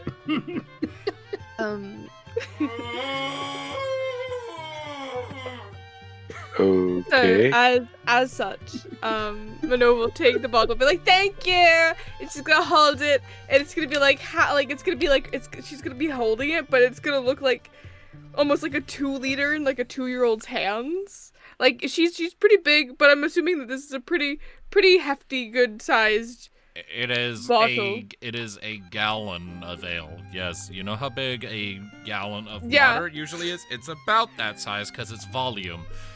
So she's gonna be holding this, and she's gonna be like waddling. It's gonna be like half her body, and she's like, "All right, guys, I got the beer for the round." A gallon is half her body? What size is Minnove? She's holding it to her chest, so I'm She is playing it up a bit. Kobolds are like the size of dwarves usually in this setting, so they're not that small. So Minnove is hamming it up deliberately for the yucks. Of course. And this is where Minnove invents DUIs. No, I do not think so. Minnove invents DUIs. No. Thought that was up to legislation to like invent that. At least the descriptor. Anyways, that's Minnove. All right. Anyone else have anything? No, not on my end. Kari, Tuki, anything? Some rations, perhaps. I am fresh out, apparently. Fresh out of what? Of rations. Oh, rations. Food. Yeah. Yes. Remember, I don't really do anything keeping track of food in this game just because that's a math that annoys me. Yeah, but I would like some. Oh, anyway. I have granola. Mm-hmm. I can't eat that. Oh. That is true. He is a lion. Okay. All right. Well, where the fuck in this thing is ration? Kari is gonna see a beetle on a tree and peck it off. Okay. Sure. It is a rather large beetle with a beautiful blue sheen and kind of a large horn coming out the top of it that kind of springs off into 3 different directions like a trident almost. The second you kind of pluck it off the tree, its carapace springs open and its wings just start... Crunch. What? Did you kill it? Eating it. Oh. I'm a bird. Okay. I was... okay. Please, dark side points gained, but okay. It's like you just had to name a child. My guy. My fucking... Provenor dinosaurs. Jesus. Okay. You went up to this man's snail. And you're like, man, I'm gonna name you Paul, and then you're gonna be like, sorry, Paul's dead, and throw him into the fucking ocean to get eaten by fish. Wait a minute. Were we actually talking about a beetle? I'm sorry. I was being serious. You wanted to pluck a beetle off the tree? I was like, okay, cool. Well, I don't know where this is going, but I'll roll with it. You said he's a lion. I went, oh yeah, Kari's a bird. And I was like, he'd probably eat a bug. Birds I eat feel like we bugs. were operating on completely different wavelengths there for a minute. Yeah. You know, we were talking about eating things. Mix a lion. I'm a bird. Okay. Right. Birds eat bugs. Okay. All right. This has been an interesting side adventure.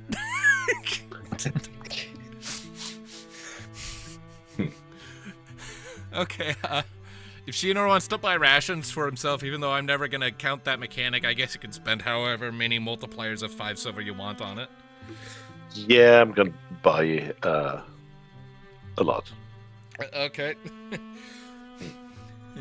I'll let you run the numbers on that. Right. All right. But if there's nothing else... Nope. Then I take it you're all deciding it's time to proceed and carry on? Indeed. Mm-hmm. All right. So, with your rations thus restocked and your task in Takfar complete, you gather up into your wagon, stick someone in the front seat to usher Butterscotch forth, and begin the ride back for the main road. So, it's a little after lunchtime, so I'll say, well, first of all, so park you about here, about 8 miles travel following this path. This dirt path. Yes? I was just going to say, I think Tuki's walking alongside again today. Okay. So, following the road as you're going over the course of the next, couple of hours as the sun gradually begins to dip. It's not quite evening yet. But whoever is in charge of steering the wagon, go ahead and make for me a perception check, if you would be so kind. I think that's me. All right. Yeah, because Boron is... Yeah, Ludviek see. Yeah, okay. Okay, perception though. Not handling. All right, here we go. Okay. All right. A 19 on perception, Ludviek. After a short time out of town, like I'd say a couple hours of riding, you're following a spot where the terrain is a little closer to the water. And so you can kind of hear the babbling of the stream beside you, the distant chirruping of birds that are going about their last little seasonal calls before the chill of winter sets in. But as you are going, you notice, you kind of hear it first. Movement, not terribly far ahead up the road, sort of around the bend.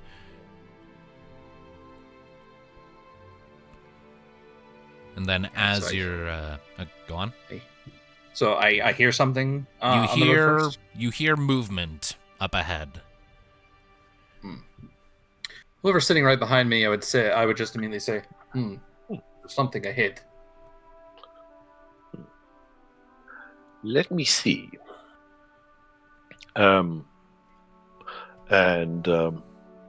Shianor jumps out of the cart and ducks into the underbrush. Oh, okay. If he knows himself, but he doesn't know the others yet. So he just meant like, hey, we probably got visitors on the road. Not okay. Well, that's what I do. It's like, hey, there's something up ahead. Oh fuck! Jumps off the cart. Yeah. Doesn't give Ludviek much of a chance to process that, because I assume Skitch had more to add to that. Well, I'm waiting to see what Shianor's gonna do. All right.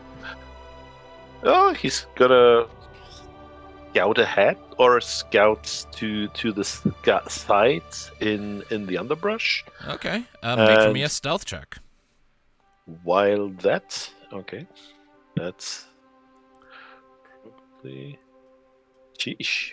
Okay. 16. 16. All right. So, as you kind of pick yourself away from the wagon for a bit, I assume the wagon is brought to a stop while he's doing this? Ludviek? Depends.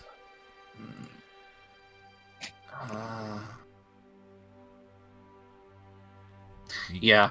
All right, so the wagon kind of comes to a stop, and Butterscotch kind of snorts in irritation because, I was liking moving. Fine. But Shianor, with your 16, you kind of circle around wide, I'm assuming. Probably, yeah. All right. Kind of circle around wide. The terrain does kind of ascend further and further away from the water here, kind of in a, kind of some hills. You are not terribly far away from the beginnings of the hills that eventually lead into the mountains to the north. So plenty of little rises in the terrain, scattered with the occasional copse of trees that you can use as sight. And as you come to the top of one of those hills and peer ahead, you see that there does appear to be a group of individuals that have spread themselves across the road.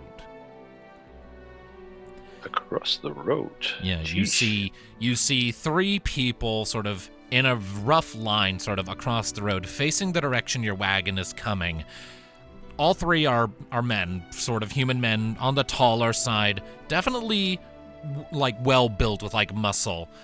These are like definitely hardened fighting types, but judging by their attire, largely furs and leather hides, they don't appear to be common sort of like, they don't appear to be like soldiers, for one thing, but they look too put together to be common brigands or bandits. And as you're sort of spying them, you note that there is a sort of a shallow bluff, maybe like 10 or 15 feet high, that's beside the road, that the road kind of hugs, where it's pincered between this rocky short cliff and the water beside the road. And at the top of that bluff, you see 2 more people. One is another man. The next is a woman who looks to be burdened down with an abundance of little jars and pots, each no more large than like a shot glass maybe, but she has just an abundance of them. And there is a thick weaving of twigs and mosses and little branches all strewn about her that makes her look like a walking patch of old forest. And right beside her, calm and patient under her hand, is a grizzly bear. Okay. Well, I am an alchemist, and I think I spotted another one. I forgot to mention, there's one other thing she has. A lengthy staff with what appears to be a large bird skull of some kind fastened to the top. Antlers of some other beast woven through the eye sockets of the bird skull. Okay. As if someone jammed an elk skull through a Kraven's eye sockets. It's weird. Yeah, I might have taken on the 3 brigands, but a leader, a grizzly bear, and likely spellcaster, that's a little too much for me, I believe. I'm gonna stealth back to the others. All right. After a short time, Shianor returns to the wagon. It looks like an ambush. It's 3 muscular brigands clad in furs. Upon the bluff, there is apparently a leader, a spellcaster, and a grizzly bear. It looks dangerous. If we tarry for too long, they will start to think something is up.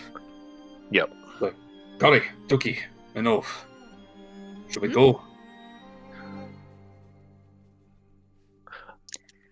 Oh, there's not really any other direction to go.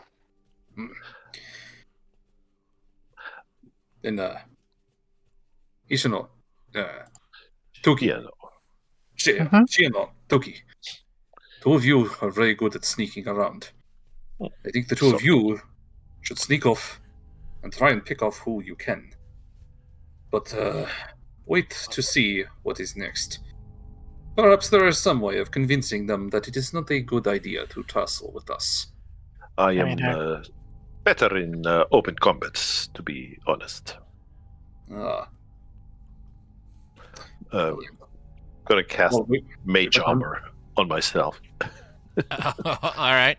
What does that do to your armor class again? +3. So I'll turn it to 17, right? Yeah. Okay.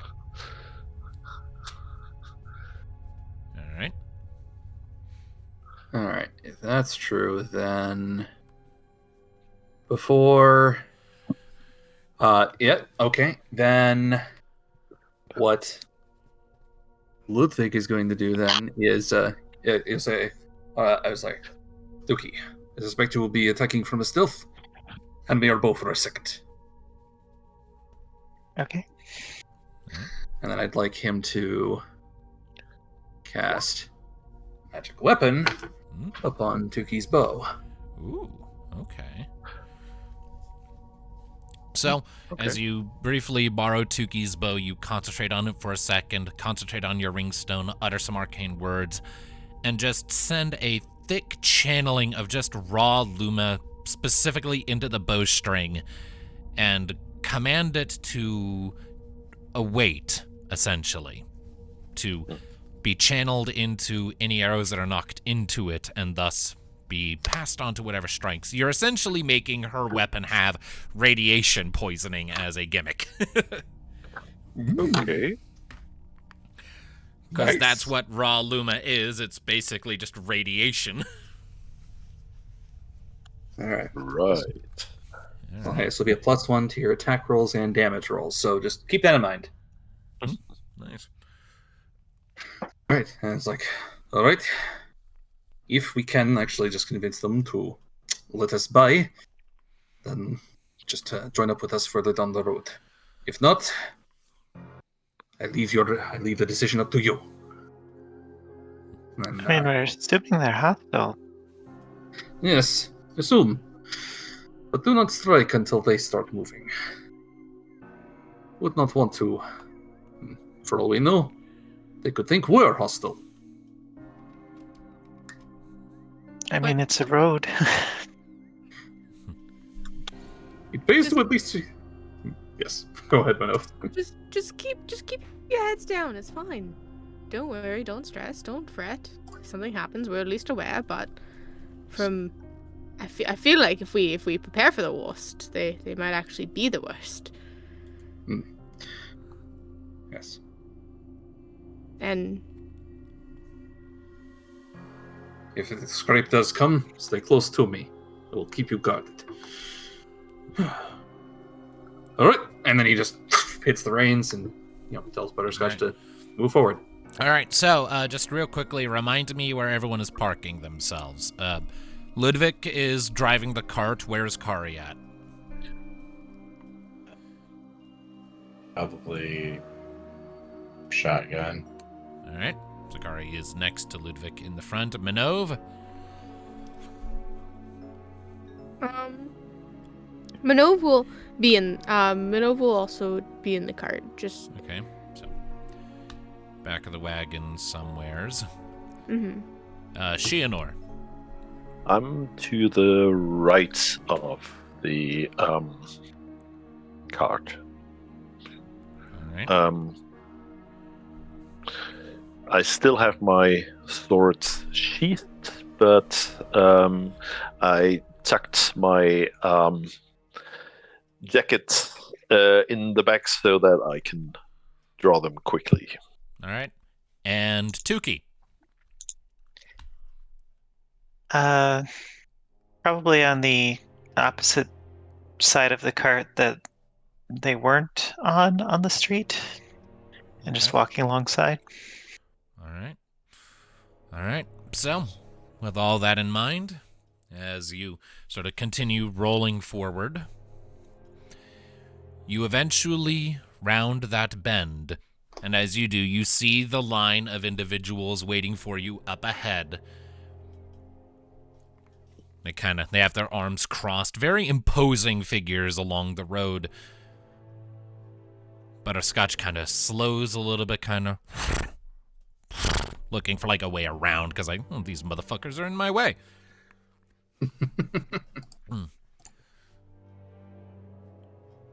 Are they blocking our path, or are they just like kind of on the side? They appear to be deliberately blocking your path. Yeah. Could you please move out of the way? This is kind of a health and safety problem. Ludwig's just gonna look back at her and just mouth, what? What the fuck are you talking about? So if you would be so kind as to make way for us, just so we could pass through. That'd be ever so lovely.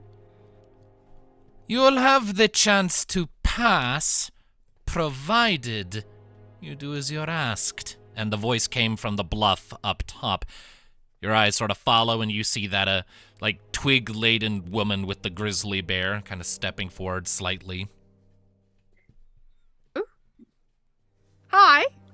Well, I can't promise you we'll do what you asked, mostly because I don't know what you're going to ask. But I could at least hear you out. We would really like to go through. And we would very much like our stolen property returned to us. Stolen property? We don't have anything of the sort. Not that I'm aware of. I don't see anything. You could check my pockets. Do not play the fool. I've no patience for it. You and yours recently delved into a tomb that was not for you. No. Maybe. Who's to say? Oh. Interesting. Why? She steps forward and kind of scowls down at your group. When you departed from that tomb, we went in after you had cleared, to ensure nothing had been disturbed, and what should we find but the divine gem taken? I promise you that was gone before we got there. Is that right? That is correct. But if you think that I had a divine gem, you really think I'd be driving in this hunk of trash? To which Ludviek looks back at her, just like, it's a good thing Boron isn't here to hear that. The woman just kind of tilts her head back slightly. Open the door, or open the way, so we could go through, please. Is it not the custom of your people, kobold, to go scrambling after divine gems, such as the ring stones your people covet so ravenously? Skin. You use a lot of big words, forest woman. Perhaps I do. No, you do. Though That's I was raised in for someone that looks so uneducated. You assume being raised in a forest precludes me from an education. I said looks, I didn't say you were. Now you're the one making assumptions. Are you guys trying to start a fight? Kari always is. How about this? We don't have this thing. We are going to leave. Maybe, if you are actually watching this tomb, you would have seen the person that went in front of us, seen the thing was missing, and then gone after them instead. But I guess you had the weekend off or something? Only check it every other Thursday, and we just so happen to be the ones on that day. She narrows her What eyes. other things have gotten missing because you neglected to keep up with your duties? It is not in our custom to routinely disturb the tombs of our forebears. They are to be left to rest. I presume you are aware, since you are walking on this road, that it takes time for information to travel, and longer still for bodies to return. Yes, but if it's so important, aren't you telling me there's not even a sentry? No one hiding up in a tree? You just pop in when you decide it's convenient to actually check and make sure your priceless relics aren't stolen? How did you know it was there anyways? It was unearthed just a few days ago. Did you go in first when it opened? Were you the ones that uncovered it? No, but it was my ancestors who built that tomb, at Galathrax's behest. Well, it was a very nice tomb. I'm glad you think so. Now we are wasting time with idle banter. You claim you do not possess the artifact in question. A simple locate object spell would tell you so, yes. As a reminder, a spell doesn't work unless you have line of sight on the thing you're casting it on. Ah, shit. Yeah. Yeah, okay. That's one of the limitations of the magic system in this setting. If you can't see it, you can't cast a spell on it.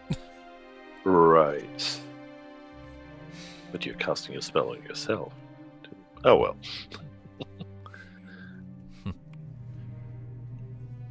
If it is as you say, and the stolen artifact in question is not in your possession, then you'll not object to a thorough search.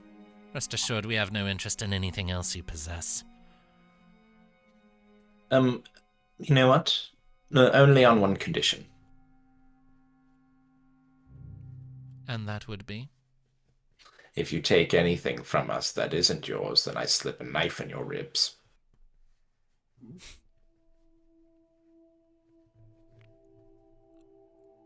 She kind of, her lips kind of, long pause. Her lips kind of quirk up into a smile.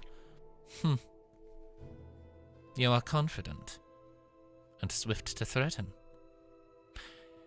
If it should come to you're blows, the one that it's about. You're the one ambushing us with a grizzly bear. I mean, you're holding us up. If it should come to blows, I'll take you alive. You'll be entertaining. You know, it is my job. You consent to be searched, then? Well, I can't speak for them. If it pleases you, yes. Well, he can speak for himself. He just did. So some of us, yes. I can't. Anyone else, I don't know.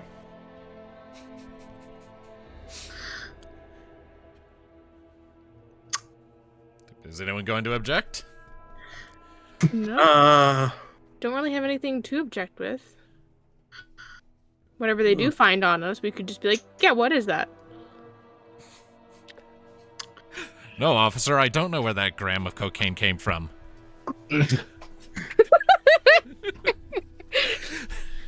You sure want your videos to be demonetized. No, officer, I don't know where that 16 metric tons of marijuana came from. No, officer, I don't know where that corpse of Breaking Bad came from. I'm not entirely comfortable with it, but... Oh, I don't think... Has anyone even noticed Tuki? She didn't stealth, and she spoke a bit ago, so... Okay. She was walking on the other side of the cart from them. Okay. Yeah, Ludviek is just silently thinks to himself, oh shit, what about that Betalex? Let's not mention it. I mean, no one took anything from it, right? None of us took anything from it. Definitely. It's just like he doesn't try to show anything. All right. God. So, thank you, Kari. Thank you for setting up this downfall. See, no one mentioned it to me. Therefore, Kari didn't know. Exactly. That's why this is so beautiful. The funny thing is like I did mention it in the last time recap. You just hadn't joined the call yet. So exactly. So that's unfortunate. That is just unfortunate. Anyways, so you're just really focusing on the sculpting work when you walked in with an axe. I guess so. All right. So as these obviously adherents come forward and start sort of going over each of you in turn. Tuki, you kind of get one going, like sort of looking through your stuff. Shianor, you get one looking through your stuff. One of them kind of clambers up into the back of the wagon and kind of gives you a quick little look down, Minnove. Just kind of grumbles and moves on. Starts looking through Kari's stuff. Don't treat it like it was something that you didn't enjoy, or it wasn't like... What? Be careful with that. kind of looks through your shit next, Kari, and then I need to roll something. Oh god. Uh-oh. Okay, so this would be... That's a 15. So, as this adherent is kind of going over your stuff, Ludviek, His eyes eventually do settle on the battle axe that you took. Uh-oh. His eyes narrow. Did not take anything from the tomb, you say? No, nothing. Oh yes, none of us did. As far as I'm aware, at least. And his hand flashes down, grabs onto the hilt of that axe, and starts to rip it up from where it's sheathed at your side. I would like the second he reaches for it, Ludviek just to reach for his hand as well and just hold it in place. And then Kari is going to reach out and grab Ludvik's collar. What? What the fuck is happening? Why is he reaching for your stuff? Aren't you the paladin? The thing is, I'm pretty sure most of the group did actually address it. Let's see here. Anyways, go on.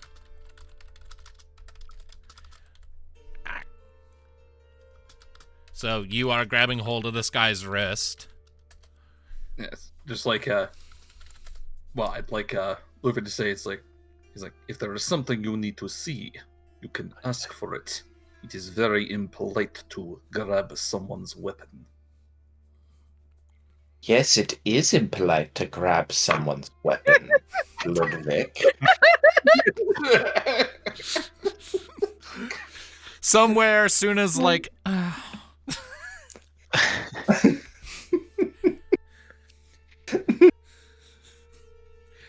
if you'd sworn an oath to Anuna, you'd be fucked right now, man. Yes. Yeah, I believe you're right. Make a persuasion check for me, Ludviek.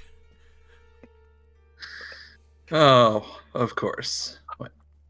Or maybe intimidation. No, not performance. Dang it. Persuasion. 11. Yes. 11. Let's see here. Why don't I just did I say it right? That just he's basically just saying you can just ask to reach. Yeah, but you're wording it in the most come and take it from me way you can. Okay, then that's my. All right. Okay. So I did not mean to do anything like that. Either way, so the adherent sort of yanks his hand out of yours. Well, then show it. Ludviek then pulls it up, flips it around, hands the handle to him. All right, he'll take the axe, give it a look over, look back towards them. Let's be real, the witch up on the hill. Kind of holds the axe up so that she can see it. 'Tis not Galathrax's sacred gem, but it was buried in the tomb all the same. She's good. Damn, is it some sort of smell on it? What? Excuse me. I'm going to do something real quick. And that would be? I need to actually do it quick.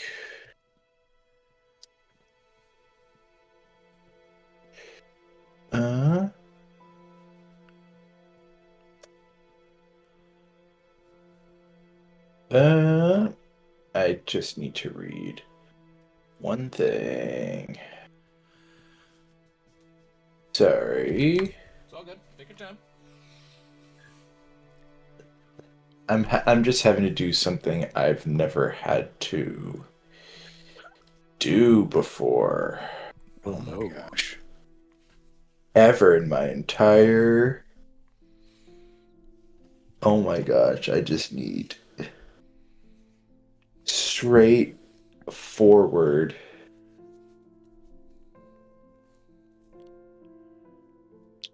But no, I gotta...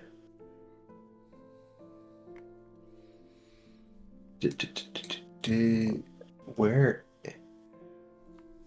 What are you looking for?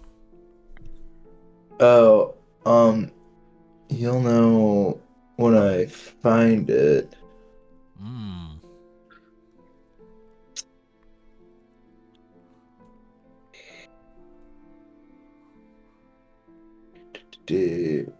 Seriously, oh my gosh. Oh, okay. Did you find it? So, yes. You have Nistel's magic aura. Okay. I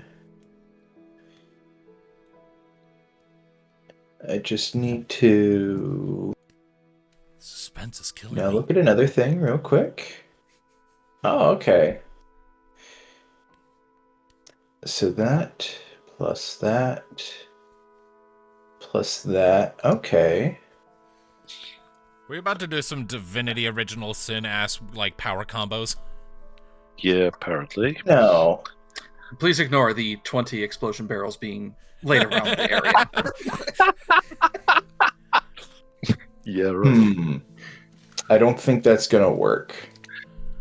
What were you gonna do? What the fuck I'm going to punch Ludviek. Oh. Okay. Okay. What?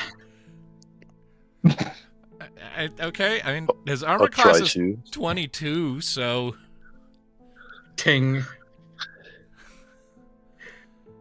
least you don't break your fingers. and so like Yeah. you can like Also, you can, need like, to attack with strength unless you're a monk. Yeah, I did. Okay. You got +4 strength? Jeez. yeah, no, Kari rolled Kari- obnoxiously well on everything. No. All unarmed attacks, regardless of class. You're proficient you're right. in unarmed attacks. True. So True. That's, I only have a +1. Yeah. Strength. Anyway, so no, it's like making me look like an idiot.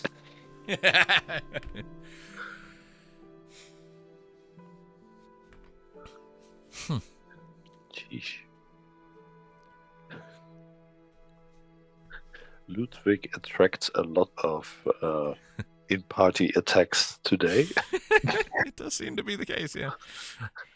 I'm going to get knocked unconscious by my own party before I get knocked unconscious by anybody else. Yeah. I'm going to do a power bomb. A what? It's a wrestling move. I'm not familiar with wrestling moves, so I'm afraid I can't help you there. Look, if you can somehow pull that off, twig man that you are, on a guy who's at least a foot your height, 100 your pounds, and wearing plate mail, you deserve it. You deserve being able to pull that off. All right. Kari, what's your strength again? 13. I thought it was higher, but yeah. No, it's my dump stat. Right. Forgot about that. This motherfucker rolled so goddamn good on all of his stats. It was absurd. He was there. I was? We were in a call. I coached the whole process, and I was so upset.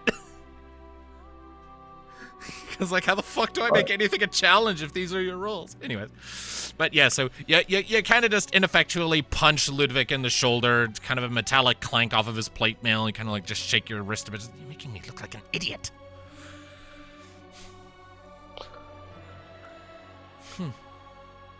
Well.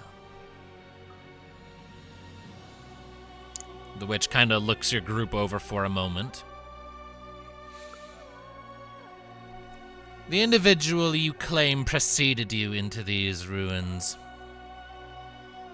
Know you who they are? No idea. No. Have you a description at the very least? A man? Yes, there are many men, and they can take many forms. Yeah. Fleshy, feather-furred, scaled. Give me something more specific if you know it. A big coat. I don't know. They said a man, a big coat, and that's basically it. Very clean cut. Very clean cut gentleman as well. So, honestly, your guess is as good as mine. Persuasion check, Minnove. Actually, deception. Don't make the DM's calls for him. But Don't give the DM ideas. What do you want me to roll, DM? I called persuasion. Do persuasion. Okay. Like you're omitting information, but you're not actively lying. All right. Okay. Lies of omission are a thing, but they're rooted more in just not saying certain things. I count deception as more like direct misdirection, like actively saying not true shit. As she's saying this, can she cast guidance on herself? I'll allow it. Never mind. Okay, so natural 20 for a total of 30. This woman is not capable of meeting that roll. I don't think. Let me see. Let me double check her stats here. Like, her charisma saving throw is +7, so... Minnove, I'm not lying, though. Minnove, I have a quick question for you. Yeah. Whispering. Yes. Sorry. So are you intentionally leaving out information, or I don't know. are you just an idiot again? No, I don't. I'm not really sure about. Okay, because I was about to say something, but then I realized you're probably doing a thing. Yeah. No, I don't want to give them all the details because we don't know this guy. We don't know. Like, he could have stumbled upon it just like how we stumbled upon Howard. Honestly, Minnove, I think we might have to kill these guys. I'm getting the distinct impression that something's probably about to happen. Oh yeah, don't worry. I got catapults ready. Don't worry. Okay, all right. As it is, so as you start to sort of turn back to the rest of these adherents, the witch sort of nods down to the rest of them. And no other sign of the gem we seek? None. Well then.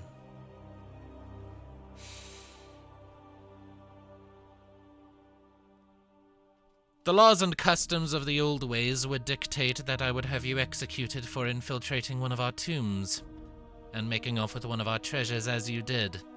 That being said, I am not in the habit of executing those for crimes they did not commit. Therefore, I will make you a trade deal. Return the stolen axe into our possession. We will take that and the information you have given us about the culprit of the gem, and we shall leave you in peace. Looking at Ludviek. It's all decided upon him. Nice.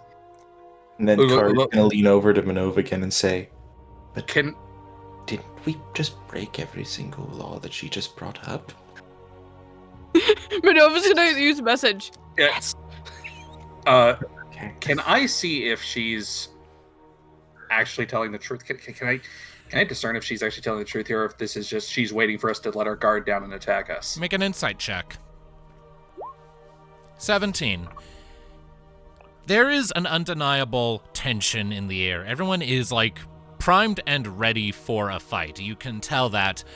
But as the situation has developed, and as, like, this witch has surveyed your group, taken note of your various pieces of equipment and your own stances and all of that, she seems to have been basically passively running the math on what her odds of victory are in this, if she were to fight, and is coming to the determination that, though not impossible, the risks are not worth it, especially when considering that she does have other honor-bound tasks to which she must attend, such as tracking down the bloke who made off with the gem.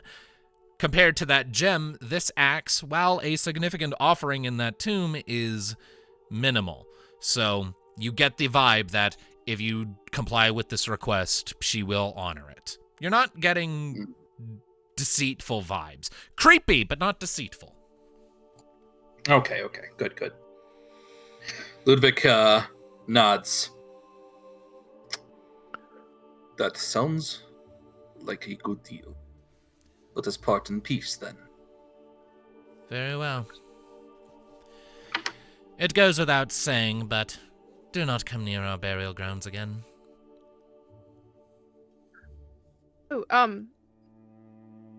Ooh.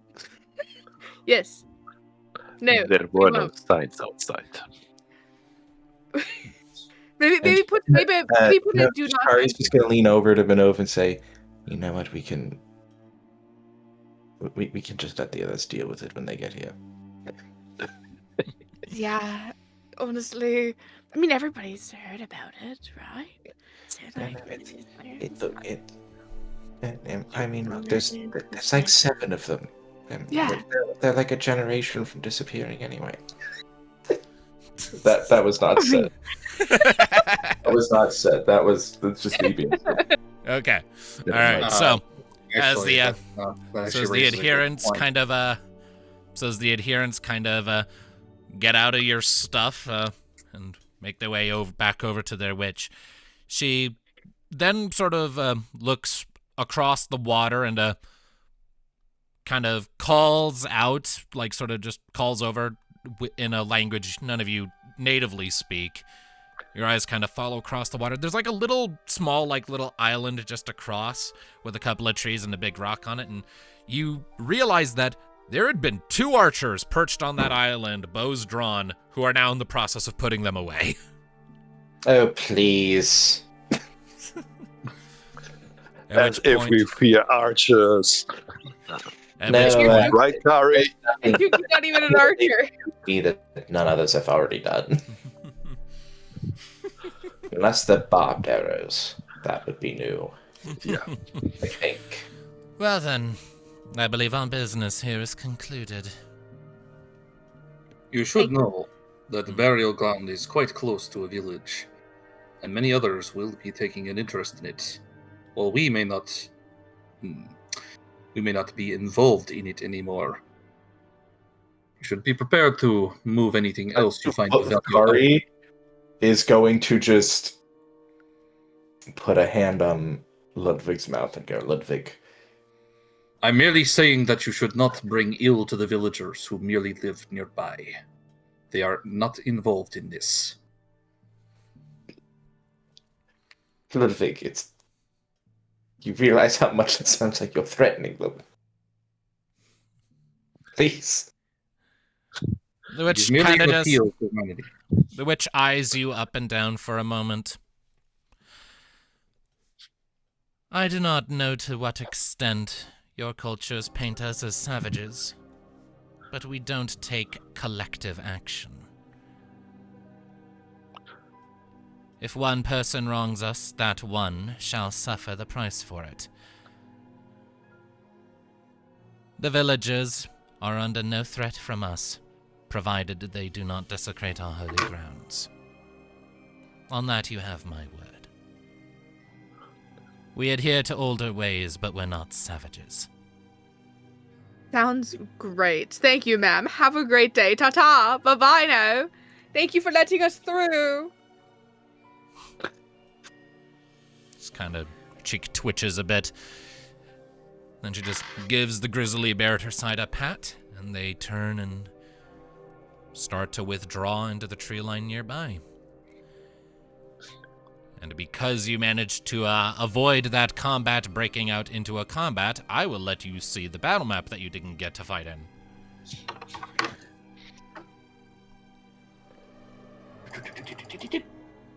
Ooh. Yeah. So, you managed to avoid a combat encounter.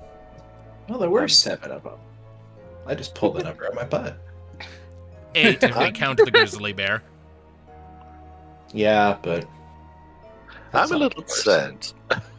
Is a grizzly bear not a people? No. No, they're not. Okay. And, then Kari is just going to say, I get the distinct impression that if we run into these individuals again, it probably won't be fun. I mean, they did seem quite interesting. We'll probably see them again at some point. Minnove, I do not think that would be a good thing if we saw them again. Yes, but I like their bear. He was very cute. Apparently you do like animals a lot. Well, yeah. They're adorable, they're tiny, they're small, and when they're big and fluffy and big, they're just so huggable. Your brown I would refrain from hugging a grizzly bear, unless you know what you're doing. Listen, it's always the bear before, okay? I'll always choose the bear. I see. Between what? I'll always choose the bear. Tuki, heart broken.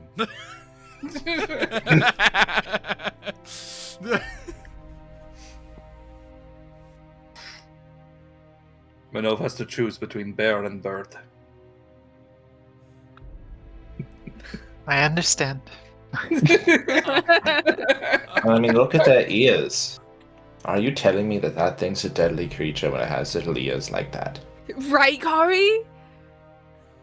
But Come on. But Kari, you and Tuki have almost no ears, and you are quite deadly.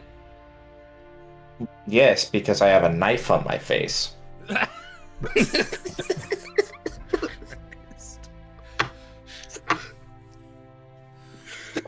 God, Kari's biting sarcasm never gets fucking old.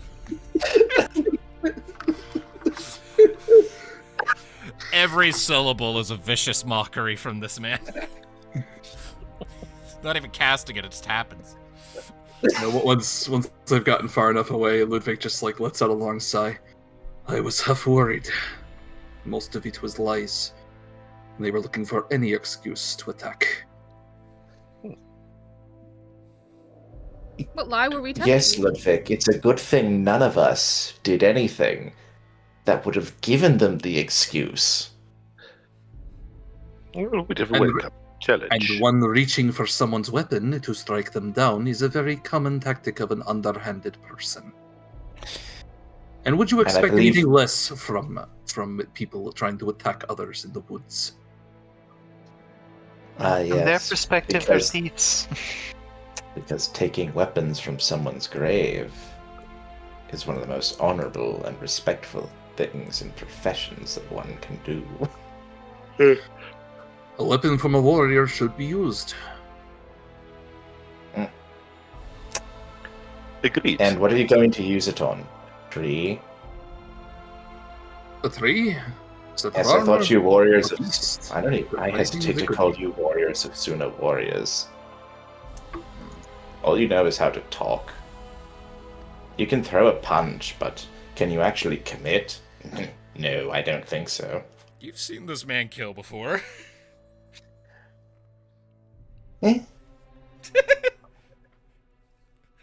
Ludviek refrains from giving Kari a punch just like he gave him a punch earlier, and just says, well, Kari, I will happen to have many chances to show you in the future my ability to throw a punch. Alright. And I'll be sure to turn my face towards it so you hit the beak. Please don't. It is your best feature. Well, yes. I file it every day. Alright. Alrighty. You can't let it get dull. I'm just going to do a few wind sprints if we're going to go at this slow pace. Okay. Oh, God. Alright, so. With that, you carry on further south till about here, I'd say, before darkness falls and you have to stop to set up camp for the night. So, if I could have everyone do watches for me, please. Kari will do the first one. Okay. All right. Then Ludviek will do second. So, first watch is Kari. Perception check for me, please. Okay. I should actually set up the watches, but okay. 22. Oh, I also completely forgot something. Oh, what would that be? Yeah, I wanted to create. Where is it? Where is it? Something. Blah. Blah. A tiny hut, but it's okay. Mm. Did you just add a road? It's been there on the GM layer. I have added it to the actual map layer because now you guys have traveled it. Okay. Also, sorry for interrupting. It's all good. So, as you set up camp and night falls and you take that first watch, maybe just a little frustrated that all that happened in the first place, you keep your eyes peeled, either for a return of the adherents or any other wildlife that might accost you, but for a mercy, nothing seems to rear its head to bother you and the rest of the group. Just giving a little bit of quiet to yourself. But otherwise, your watch passes uneventfully. Unless there's something you wish to do on it. No. Alright. He's looking. Alright. Second watch, then, I believe was Ludviek? Yes. Alright. Go ahead, then, and make for me a perception check. Alrighty. One of those earlier, let's try again. Okay. Natural 20. Very nice. So. I can perceive you. So. As your watch comes, sky's still clear of any clouds. Despite the definite chill in the air, your breath kind of ghosting in the firelight in front of you with every exhalation. Kind of just take a minute to just suck in some air, let it out in a breath. You're kind of in the middle of, while you are on a road, you're far away from the deepest parts of the beating heart of civilization. Kind of standing in that little middle ground between the natural world and the inhabited one, or rather the societal world, I guess we'll call it. As you're kind of just standing on that knife's edge almost, your mind kind of wanders back a fair ways to the tribe you left behind a while ago. Wondering maybe how they're getting on without you since you left and since you took up the hammer and the shield and trained in Suna's ways. After a bit, you don't even necessarily realize you've done it, but you've procured the holy symbol you carry with you, that I presume your ring stone is embedded in. Mm-hmm. And just look down at it for a moment. And it just sort of occurs to you, that last little confrontation a second ago really kind of nails it home for you, that for the last while, like, you had that respite, that moment of relief when you were just doing charity work out of Asmara after getting back from everything with Fort Red Iron. But then almost as soon as you left Asmara, you very rapidly found yourself almost in another confrontation.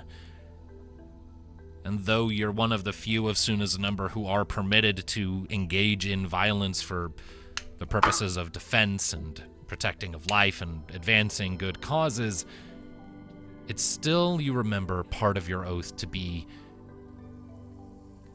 the hand of peace where you can. And so there's a sense of, I guess, relief that you were able to avoid a fight this time. But as you're looking at that holy symbol and the claws at the tips of your fingers that help you hold it, just a little voice in the back of your mind just sort of quietly asks you, how many times are you going to be able to make that happen? And how many times are you going to have to spill an abundance of blood? just because it's in your nature to do so.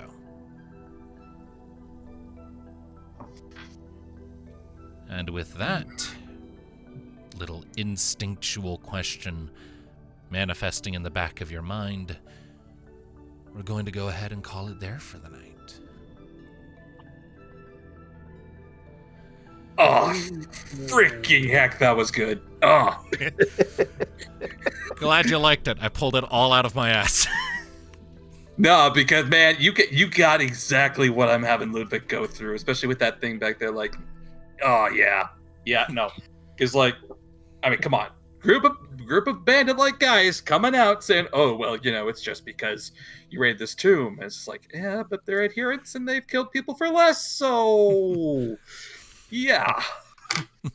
Woo!